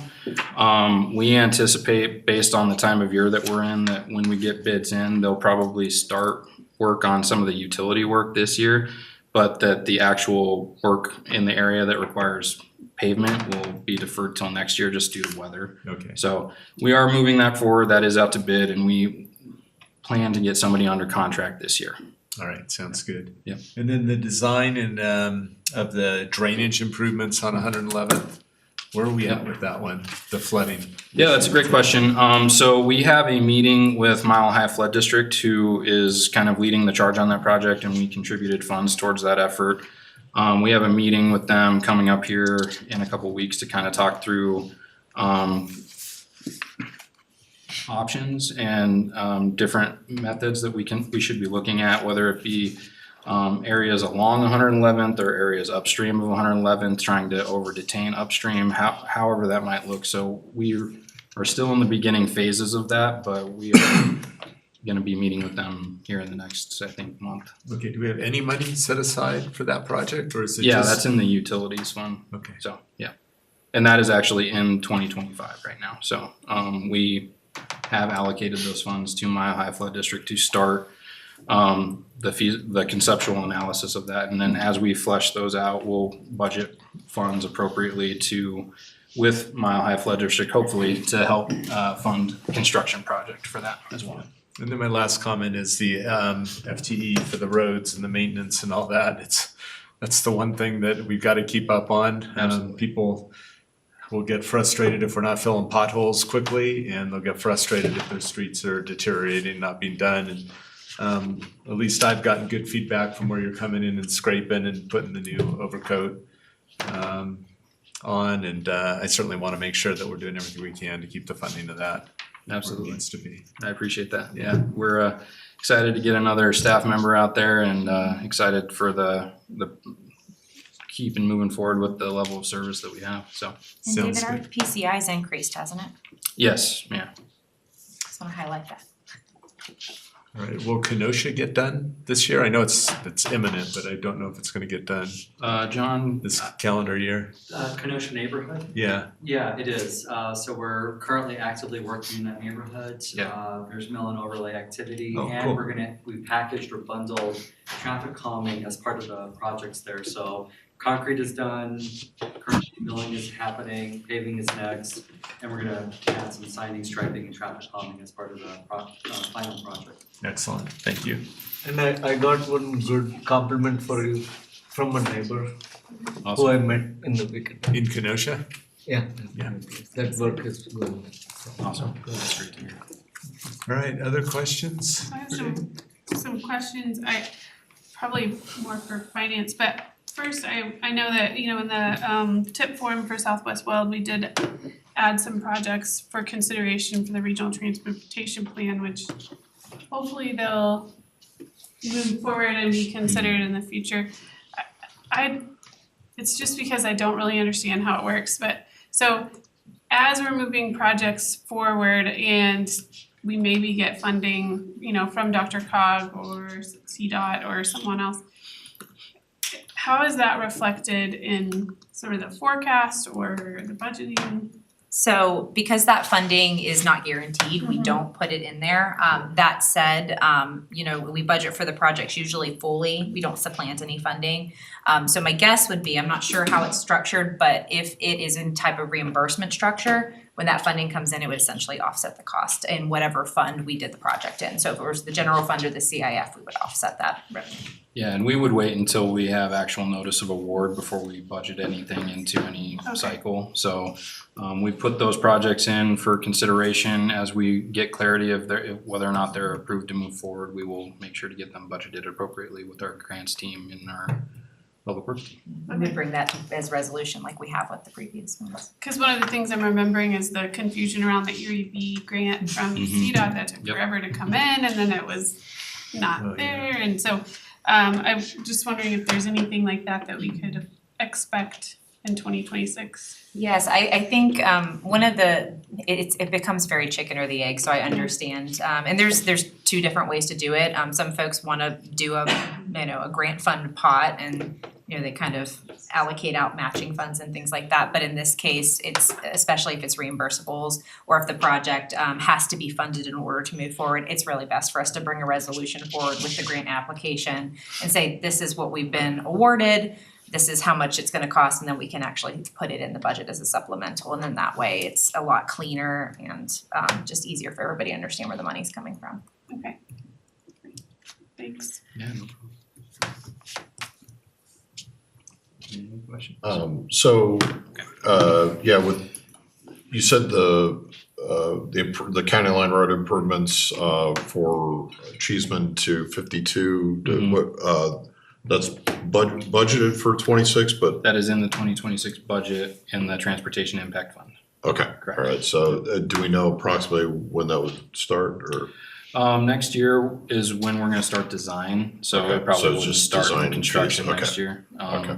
Yeah, we took the approach this year with our capital budget of minimizing anything new that, because we have a number of items, cause our Public Works also heavily assists, utilities with their capital projects and project management, so. We're trying to make sure that we're catching up as much as we can on projects that are active before we start adding too many new things moving forward. So we're just trying to capture the things that we feel that we can take on starting in the next year, so. Okay. And then, I guess with respect to, street repair and things like that, so, I know you guys are tied into like asphalt prices and those sorts of things. Are we seeing a bit more of a steadying in that market, or is it? Asphalt's been pretty okay. Concrete seems to be the one that fluctuates a lot more. Yeah. But we've seen pretty good pricing on asphalt so far this year, at least this year, consistent with last year. So we feel good about the dollar amount that we have budgeted currently for the street resurfacing program and pothole programs, so. Cool. Yep. The only other thing I was gonna say is like, for poor Julian, I mean, your total expenditures were $1 million more than his, but yours shows up 11% increase and you had what, 286, so yeah. Yeah, I was like, you can't give me the extra 7 million, I can't see that percentage. County Line Road, north and south of Erie Parkway, what's that gonna look like when it's all done? Yeah, so south of Erie Parkway, which is under construction now, will be 4 lanes down to, so 2 lanes each direction down to the roundabout. The roundabout will be 2 lanes, and then it will transition back to 1 lane each direction, so 2 lanes total south of the roundabout until we kind of look at the corridor south of there. North of Erie Parkway, it'll be 3 lanes, so 2 lane, one lane each direction north and south, and then center running turn lane where appropriate. And then the big expenditure on the north side of Erie Parkway is gonna be the underpass. Under the That leads from town center over to the rec center. your ECC. Yep. Thanks. Yeah, no problem. Regarding street maintenance, so the request for 26, 27, and 28 is 4.5 million. Yep. Does that, and then it jumps $1 million in 29 and another $500,000 in 30. Those 3 years, is it anticipated that the miles milled and repaved will be less over those 3 years? Not necessarily. We did get our new street scan in this year. We have gone through and done the analysis, and we're gonna be sitting down and kind of prioritizing those projects. We don't anticipate necessarily a reduction in total lane miles being resurfaced. We do anticipate that in the coming years, there will be increased costs accordingly. It's hard to predict. Sometimes, we get good pricing, other times, it skyrockets and we just have to kind of adjust accordingly. I will say that as we continue to do these projects, we're gonna look at the cost of asphalt year over year. We're gonna look at our continued street scans and see where the deterioration is occurring more rapidly and making sure that we're prioritizing resurfacing in those areas or reconstruction if needed. So there might be some adjustments to those numbers in the coming years, but we feel good about where we're at right now. So Sounds good. Yep. And just want to give another shout out to the Austin County Line Road Circle. I've only heard positive things about it. Appreciate that. Yeah, thank you. It's been a good project so far. Hopefully we'll continue to keep that moving forward. So my wife was trying to track you down at the wetlands to. Oh, gotcha. I appreciate that. It's always good to hear. She used to drive it every day for That's school awesome. pickup and drop off, so. Yeah, that's great to hear. The wetlands, for those of you that were able to come, it was great turnout, really great project. I encourage everybody to go out and check it out when they can, so. Cool. I think the only thing that was in question in my mind was the $1 million for the Page property for the Parks and Rec campus there. We have a study session coming up early November. And so from a budgetary perspective, depending on what we learn and give direction on, that could adjust somewhat. Yeah. And we wanted to make sure that we just have that money in there if we decide to move forward with it. If we get differing direction, we'll have to kind of reevaluate and then probably pivot to looking at a laws expansion and starting kind of more design efforts on that front. Yeah, that's a good point. You'll still need the money Exactly. regardless of whether it ends up there or someplace else. Yep. Okay, cool. Thank you. Thank you. All right, Todd. All right. All right, Todd, talk about that. Todd Fessenden, Utilities Director. This is my last day. I'm here to make Julian look good. I appreciate whoever put together these graphs so I didn't have to scroll like 5 pages through green to get to the rest of it. But I'll talk a little bit about it. I think we all know what the big things are, but we'll touch on those too for the record. So I just wanted to mention, as Sarah said, we do a rate study. Historically, we've done rate study every 5 years. Nowadays, we're looking at doing them every 2 years. There's some folks who actually do it every year. You kind of tune it up.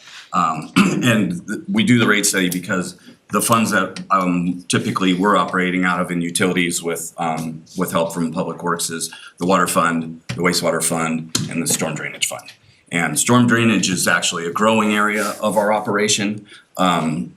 To give you an idea of the way that we like to approach our work is from a maintenance management standpoint, we want to shift as much as we can towards predictive maintenance. And there's really 3 modes of maintenance. You're either doing predictive, you're doing preventative, or you're doing corrective maintenance. And we're trying to bring more work in-house and add the staff in those places to do a lot of the really expensive, heavy work that we do and shift towards predictive. So the easy way to see it for those of you who aren't really familiar with that is, for me, is if you're driving down the street in your car and your engine light comes on, that might be because your gas cap is loose, or it might be because there's a major problem with your car, and that's predicting something's gonna happen. So that's when you wanna get on that. You wanna know ahead of it. The preventative is more, you're changing your oil, are you putting air in your tires so you don't have, some kind of unforeseen or a problem you could have gotten ahead of. And then corrective is more, you're getting your car towed off the side of the street because you haven't been taking care of it. And so we're really trying to shift and everyone does this in the industry, is always trying to shift more and more towards predictive. So that kind of leads us in a bit to talking about the position, since salaries and benefits are first. We are looking at adding 4 positions in utilities. We originally, on our projections, staffing projections that we've been keeping up year after year, we keep pushing over a year to not have to hire as many people. And so at this point, we were stacked up about 14 staff members. We were able to cut half of those, say we can comfortably cut half of those with where we know where we're at right now, which brought us down to 7. Then we cut another 2. Which brought us down to 5. And then we said, one of these is gonna touch the general fund. Let's let that one go too, because we can look at that later. We can keep up. The 4 that we are looking at, the first one is a water resources manager.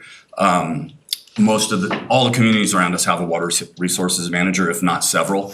Those folks are the folks that I often see at the NISP meetings and the Windy Gap meetings and a lot of these other high-level meetings. We tend to send attorneys to those meetings to have the expertise there, what we need there, where a lot of the other communities are sending water resources managers. So also we outsource a lot of water resources, water rights related, water resources, water engineering work that we could bring in-house. So this position, I think in the first year would, I would think at least like 75% of it would be paid for by us reeling some of that stuff back and taking it in-house. And I say 75% because anybody takes time to get fully up to speed. I think over time we could cover the cost of the whole position through insourcing, that kind of stuff. The other position is a wastewater utility mechanic. That's actually already in the budget. It was in the budget last year for a operator, and the staff at the plant felt they didn't need another operator. And we said, now's the time, we have to get a maintenance person, because that plant is probably about $100 million or so asset, probably $150 million asset. And we're having the operators maintain it. They operate, do the lab work, maintain it, fix things, keep it running. That starts to push us more towards that corrective type maintenance. And the analogy I like to use for that is a 737 costs about $100 million. And the equivalent of having the operators maintain it and operated is probably the equivalent of having the pilots maintain the plant while they're loading up bags. Probably not the plane you wanna get on. And our wastewater plant has to run 24/7. I've seen it when it shut down for a few hours and it filled up with 30 feet of sewage in the headworks. So it can never fail. It has to be maintained from that more preventative, predictive model. The other two positions that we're looking at are a storm drainage technician and adding another person to the storm drainage crew. This is a new crew we've been growing and we've been getting more equipment for and stuff to build their in-house expertise. That allows them to do a lot of the maintenance that we're currently farming out to contractors. That position pays for itself in the first year, and it also allows us to utilize the equipment that we have already to do that work. When we farm it out, we find that we don't get as high quality work and we don't get as much work done. Sometimes the crews leave for a week because they got to go somewhere else and come back and work on our stuff. So having our dedicated teams doing that. And the same thing's true on the distribution side. We have 4 people on the wastewater collection side and we only have 3 on the water distribution side. So adding a distribution operator allows those crews to stay up doing more maintenance 24/7, or not 24/7, but 5 days a week. I don't want to overload them. But having also with the equipment that we've acquired and then having these crews separated, in the summertime, they're not trying to share like a Vector truck or a camera trailer. They can stay working all summer long on these things. So that's a summary of the positions. I'm happy to circle back around. I figure I might just keep going through the rest of the budget. I'm just thinking, we had the sewer plant, wastewater plant down, and we had guys working around the clock to get it working again, if I remember right. Yep, that's right, yeah, and that's a good example of why we want a maintenance person, because that's happened a couple times in the last 2 or 3 years, and when it does, what it is a screen that's at the very beginning of the plant that screens out all the heavy stuff, rags and stuff like that, and when that thing breaks, we can't not do that, so people have to come in around the clock and manually rake that screen into like 55-gallon drums and get rid of that stuff. When we had the plant failed like 4 years ago, power went out, we'll keep it simple like that, and we were down for probably like 5 hours. When the power went out, the computers at the plant froze, and so it looked like it was still running, but it wasn't. And the headworks, which is the main building when you first get into the plant where the water first came in, filled up with like 30 feet of sewage, and it was probably like 100-foot long room by 50-foot, just full of sewage. And we got it just in time and managed to get the plant back up and running. And that was another thing that a simple maintenance program, a better maintenance program probably would have got ahead of. Yeah, I remember you sent pictures of that. That was. No need to resend. It makes these budget discussions easier. Next year's budget. Actually, John's got the best budget strategy. Yeah. So yeah, send pictures of sewage, even from other plants. You want this? So What would your show be called if we had Parks and Rec? I don't want to know. No. I don't think we can say that on the. It wouldn't be funny, let's just say that. I wanna jump into the, I'll jump into the operations and maintenance now. That's another big jump. You see a 40% jump. It looks like we're not doing a very good job because the O&M should be pretty stable. But we just have a lot of big stuff hitting this year. Lots of strategic plans that we've been kind of stalling on while we're waiting for the comp plan to get finished. And I mean, we have a handful of them and they're a couple $100,000 a piece. We've got the 111th and the 111th flooding thing. It's about $1 million in the budget, I think, for that. We've got the camera trailer, which is $350,000. There's just I guess I should add to that. We've got about $500,000 to dredge out some detention ponds that have filled in, silted in, and our water rights fees have gone up. When they jumped up like $100,000 each in the last year, and there's a handful of those.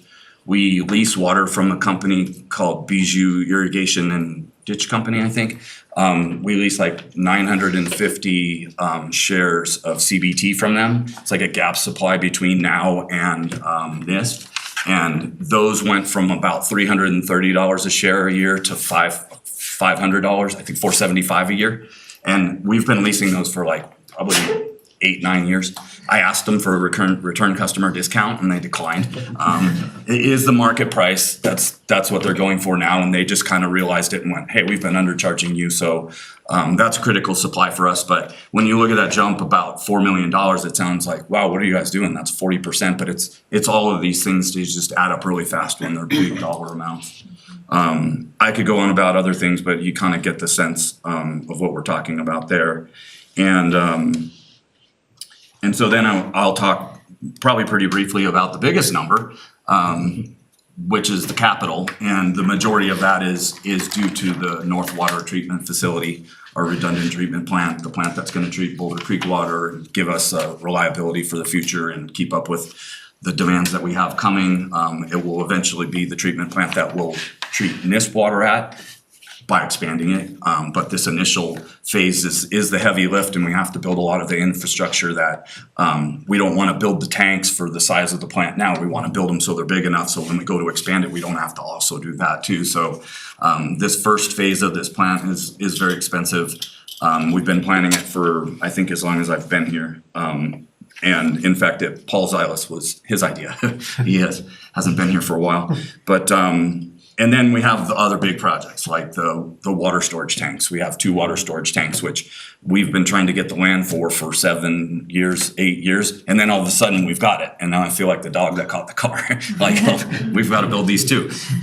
So just a lot of really big infrastructure stuff. And then of course, we're still in NISP. We're still working on that. That's big dollars every year. And Chimney Hollow, we're working on that. That's now that it's coming into operational mode, we're having to pay higher amounts for that.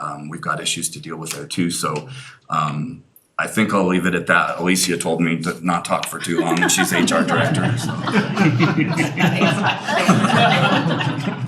Such power. The first year I presented the budget, you remember Gary Balin, he told me, are you ready? I said, yeah, I think so. He said, are you sure? And I was like, yeah. He's like, have you read through the entire budget? I said, I guess I'll look at it. So I did it line by line, the entire budget. It took like an hour and a half. And then they decided to come up with a different format, which is what you see now.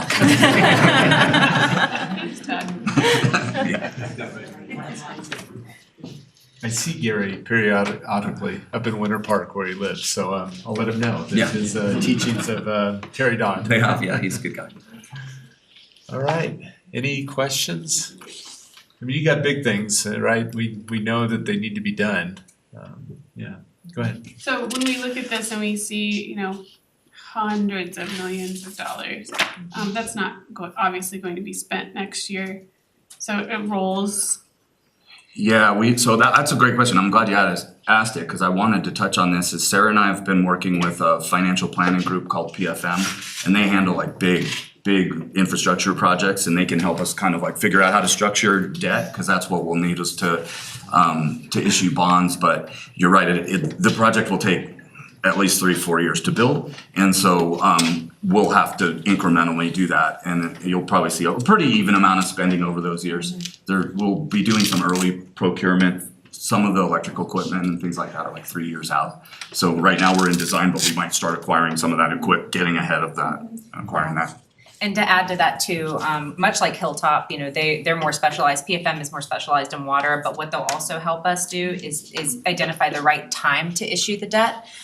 Because of those, we've talked a lot about those 3-year thresholds and the 85% spend. And because these projects can take so long and have such, iterative design phases, that helps us know how much cash to use at what point, and then when to insert that debt and bring that forward for you all to make the decision to issue it. So that we're doing that timing well and making sure we're doing that in a way that makes sense. So that's also part of it as well. So yes, to just add to that, the debt issuance may not come next year, but it could, and it'll all depend on how that planning moves forward and how much money needs to be spent for the project. And it gets paid off through water tap fees or water rate fees. Yeah. The water study that was done last year to get things in alignment. They're revenue bonds, so we pledge the revenues, as the payment source. So actually, that brings up a good question, because with the tap fee changes, so I've noticed just in building permits, we've gone pretty far down. So is there are we sure we're yielding what we want to out of those? Yes, it's with the lack of permits. Yeah, we'd rather be seeing more of those. Well, we were relatively conservative with how many tap fees we did put in, cause we were a little afraid of this. I think we did 450 or something. we did 600, even though we were at the time around 800. Now, that said, to Todd's point, we are planning to do rate studies more often. So if something has to shift, we have to look at that. We will be engaging Raffatelli's in the next year to start looking at that again. So if we do find ourselves in a position where we need to reevaluate, we have the consultants to help us with that. Is that part of the fees and charges? You meant, the email I sent you, you said we were at like 83%, or right on track for our fees and charges, or is this? So those are separate. The fees and charges that you're talking about are just a different revenue source. I think those kind of encompass all of the different fees that we collect for a variety, like what you see on the fee schedule. The rates that we actually collect for utilities, those go directly into the utility fund, and those fund as the enterprise fund. So that's more like, whenever you put your paycheck into your bank account and then you pay all your bills out, that's more how that functions. Whereas the rates and fees you're looking at are more of those fees that come in through our fee schedule. So how are we doing, with the building permits down? How are we on track for? Our latest forecasts were looking still very good, but we can put together some more information. Kristen, our CIP analyst, she takes a very close look at how our capital projects and then also the operating alongside the revenue that's coming in, how that, not just for the next year, but how that looks for many years, because many of these are multi-year capital projects. And everything that she's put together for us have been very structurally solid. We always bring that to the first reading for you to look at, but we'll have those materials very soon for you, so you can look at all of the utilities funds forecast and see what those revenues are looking like. So Just want to clarify real quick. Our fees and charges revenue does include the utility rate fees. It doesn't include the water tap fees or the impact fees. Those go into the other funds. But the amount spent, the about 84%, that does include the rate fees. The rates themselves. It would be helpful to know, based on the building permits and whatnot, if we're behind, where we predicted, for this year, and, what we might anticipate for next. Yeah, and another part too of the way that the rate studies are structured too, the tap fees and those all really go towards the growth component, whereas like the rates are really for the operational component, and it's really split up that way. So I think that's something else for us to consider as well. Those rates are really gonna be funding most of what you already have, whereas those impact fees really support the other side. But I know there's a lot more granular to that. Yeah, and there's some things that have Nuance. both a growth and a redundancy component, so we try and figure out how to split that up. And the bonds obviously are financed, so you pay them over time, we'll have an annual debt service payment, and so we'll have to really work those numbers to come back and say, based on the reserves we have and the money we're bringing in, this is what it could look like on a water bill or something like that. Exactly. Yeah, it's quite the challenge when you have, certain revenue coming in, but you have these big expenses now, that you have to get there. No, it's a great point too, because I mean, all the more reason for us, especially when things are a little bit more volatile or uncertain, to do a rate study a little bit more frequently and really understand the impacts. Thanks. Okay, thanks. Wonderful, thank you.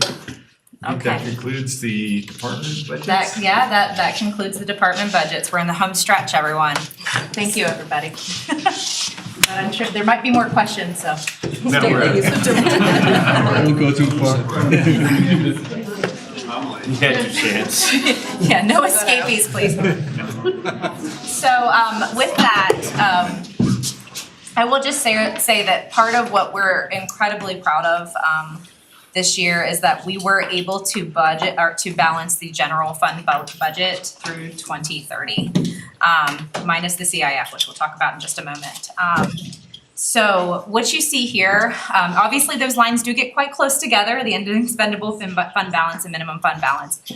But again, as you get to the out years, there are always strategic decisions we'll continue to make. But I think what's most important here is that we have been able to create a sustainable budget over time. In 2026 column there, what I want to call attention to, that CIF transfer, as I had mentioned earlier, that does include those revenue proceeds, but that will transfer to the CIF, which you'll see in the next slide. The fleet transfers are all of the fleet items that you have already approved, and then the debt. So this number here, that 4.6, includes the remaining PD payment and the remaining ECC payment and the PD payment for 2026. And then it also includes an anticipated debt payment for the COPs at 3.3 million. And I also added a 5% escalator on there of 150,000 to accommodate any fluctuation in that payment that may come from a slight increase to the cost, a slight decrease to the cost, interest rate change, depending on when we issue. That's the debt line, the purple line? Yes, that's that debt line, the purple line. Okay. So you can see there, then the debt payment does drop slightly in 2027 because we make that final payment on ECC, and we're only paying at that point the COPs, and we are paying the remaining debt on the PD building. Yeah, so basically at that point, that is PD debt and mine mitigation. Sorry, Lee. And so that is where that fits in there, and as you can see, we can do that. We still have operating turnback that we're accommodating for. We are continuing to, and just so everybody's aware, when I say turnback, I mean funding that falls to fund balance in the end of the year. We anticipate those savings. We are continuing to refine that. We're getting better. As you can see, we're getting better at budgeting. We're getting better at refining that. So that number may start to shrink over the years, but it might still increase, but like I said, shrink in terms of percentage. So ultimately, we are seeing a healthier budget. So with that, I'll ask if there's any questions about how we've structured this, or Cassie, if you have anything to add. Makes sense to me. We're quite proud. I guess, yeah, so based on the projection of the yellow and black lines there, so pretty much for 2028, we're kind of doing pay-as-you-go with capital. With capital. Essentially, yes, it's a great way to put that. And I think what that does open up room for is what kind of ballot items go forward, what frees up possible general fund balance to go towards other projects. Then we have dedicated funding sources for other ones. So if that's the direction the council goes, that's essentially where we would maybe want to try to fill the gap with something like that. Okay. And that minimum fund balance is the 25% of revenue, of projected expenditures, right? Yep, Okay, that's as so- low as we can do. And that includes a Tabor reserve. Tabor reserve, emergency fund, and a contingency. Or stabilizing? Stabilization, Yeah. yes, so we have an extra one that most municipalities don't have, so we're like extra cautious. So if the economy downturns, we can handle that for a couple of years. If there's an opportunity that looks really good, that you wanna spend $5 million on, there's funding for that. That's what that minimum fund balance is. Because in a downturn, if it does happen, that's really the time to build big capital things in the sense that they become less expensive. So if we've got the money. Yeah. Well, you think about any of the recessions, the big recessions, right? The 08, the tech bubble, right? The government was pumping money into the economy because projects had just come to a screeching halt. And so, believe me, I'm not hoping for that. But if we have a little bit of reserve that we could tap into, if that were to happen, that could play well for us for the long term. Yes, and we absolutely maintain that, yep, it's there. Okay. So I alluded to this before, I didn't wanna go too deep into this, but just, and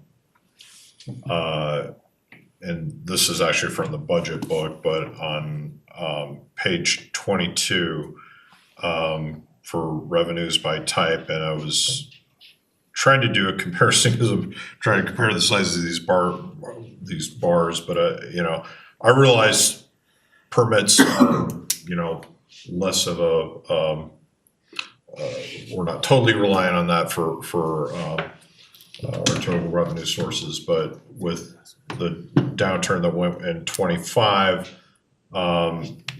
I was trying to compare, cause like 2024 was fairly sizable, so for 2023, I don't know how 2025 and 2026 compare to or what we're projecting, sorry, for 2026 compares to 2023, cause that seems like they're more closer in size amount. For like the actual number of permits or the revenue? Well, the revenue, yeah.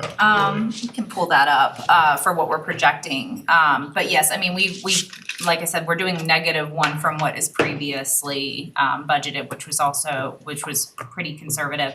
I will say that part of the reason why we're only doing -1 is we did have conversations with the planning team and with Director Nurmela about what she does know has been discussed and could possibly be in the pipeline for next year too. So in terms of how many permits, it's so hard to predict. I mean, the years we did 650, then it was 800.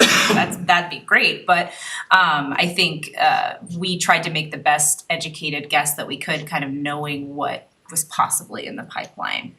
So I don't know if that really answers your question. We can talk specific numbers on I also want to revenues. clarify, I think part of the issue here is that the -1% is from the current budget, not actuals. And so to put numbers on that, last year we collected 8.1 million in building permits. We budgeted for this year 5.5, so it's 1% down from 5.5, Yeah, but gotcha. last year we got Okay. 8.1. Yeah. So it's actually a big decrease. Yeah, okay. Yeah, so I was just, I mean, if you're looking at the actual permit numbers from page 99, and this, for some reason in the budget book, this got truncated a little bit, but. If it's the Yeah. PDF, it's, sorry about that. so the We're working with ClearGov on that one. From 2024 to 2025, so there were, 3,800, almost 3,900 in 2024, and we're down to, about 1,600 for this year. And then, commercial really went down. It was 146 in 2024 and 50 for, so, as long as I know we're aware, but I just Absolutely. wanna. I think we're gonna keep a close eye on it. Yes, and Sarah will absolutely be helping us watch that, so. Yes, and I would say in 2024, we also had a lot of permits that were pulled for roofs. Oh, due okay, to the hailstorm, so that was Yep, yep. abnormally. Gotcha, busy. yeah, I was one of those, so I'm. I bet Yeah. not all of you. So. I have a question. Yes. So the minimum fund balance, is it real cash that we have? Or how does it work? Well, that's a kind of a complicated financial question. Yes, we have quite a bit of our assets are liquid, so we keep a significant portion of our portfolio in accessible money markets and short-term treasury bonds. So I reinvest quite a bit of our portfolio on 6 month to 2 year terms, but we keep a very large portion of our portfolio in those money markets so that we have access to that. We also keep a pretty good amount of money in our checking account to move. So all that to say, yes, that money is liquid and available to us based on the way that our financial policies, our financial investment policies are set up. We have to have them structured in a way that align with those policies, and that requires us to keep a pretty good portion of it liquid. So the portion which is not in money market is up to fluctuation? It can make money or lose money? So yes, it is, but because of also the way that our policy is set up, we have we generally do short-term treasury bonds, commercial paper, things like that. So we are generally over the benchmark in our investments. That's actually why our investments are up about 10%. We're seeing a very high return on our investments right now because we've been able to reinvest in short-term treasury bonds at least over the last year and a half. We've seen almost everything reinvesting at about 4.5%. I'm only seeing them come down to 4% now. So because of that and because they're short term, we get the higher yield interest rate and there's a lot less volatility. We do not invest per our financial investment policy in high volatile areas. And there are actually areas where we are not able to invest in purely because of the way the policy is structured and as a governmental entity.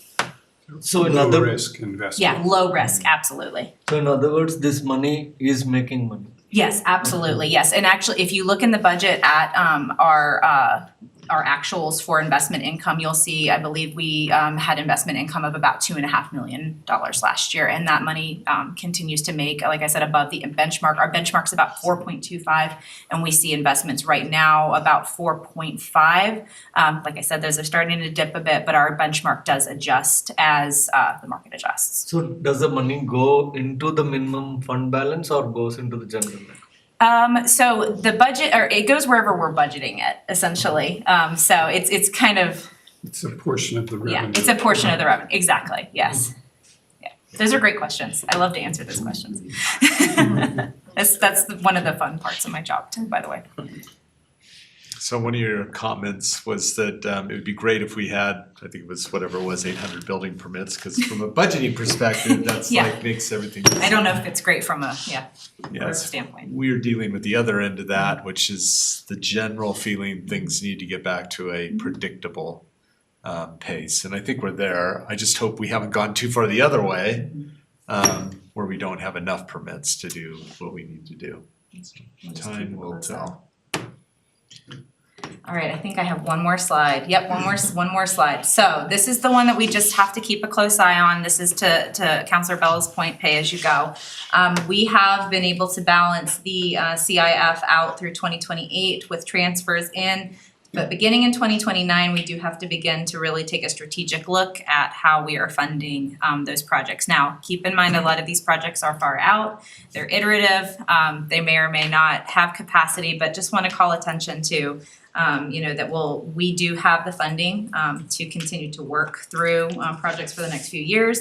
Of course, some of those projects may roll over and continue and push other projects out. But for the time being, what is currently in the CIF will need to be considered over the next few years to ensure that we can continue to fund those capital projects.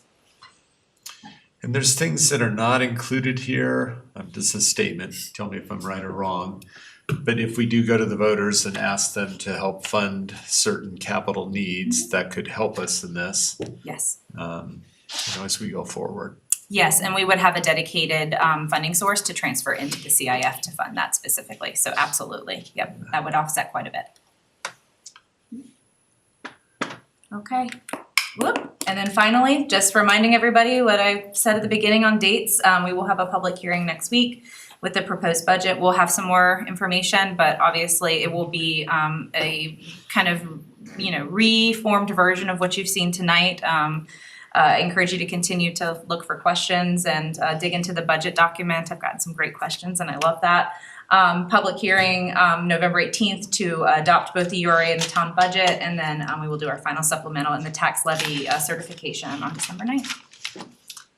Wonderful. And if the tax levy, assuming we don't extend that, is that we still have the police station, so that will continue. Yep, so that's not dependent on the levy, that will be purely for the items that we just have to make sure that what we're collecting will sufficiently cover the payment for the debt payment for the ECC and the PD building. The COPs are not funded by tax dollars, they're general funds, so those we do not have to certify anything related to that. Okay. Especially since we probably won't issue till next year anyway. Okay. All right, I just want to say a big thank you to first you for getting this in a format that at least I was able to absorb. I appreciated the department formats were all the same. And then it allowed each of them to come up and explain what the nuances were and what they needed. That was easy for me to take in. And then I want to thank all the department heads, obviously doing the budgeting process, which by the way, I'm in your job. Actually, I'm in Denise's job for my day job. I get it, right? And it's an iterative process. It's not always easy.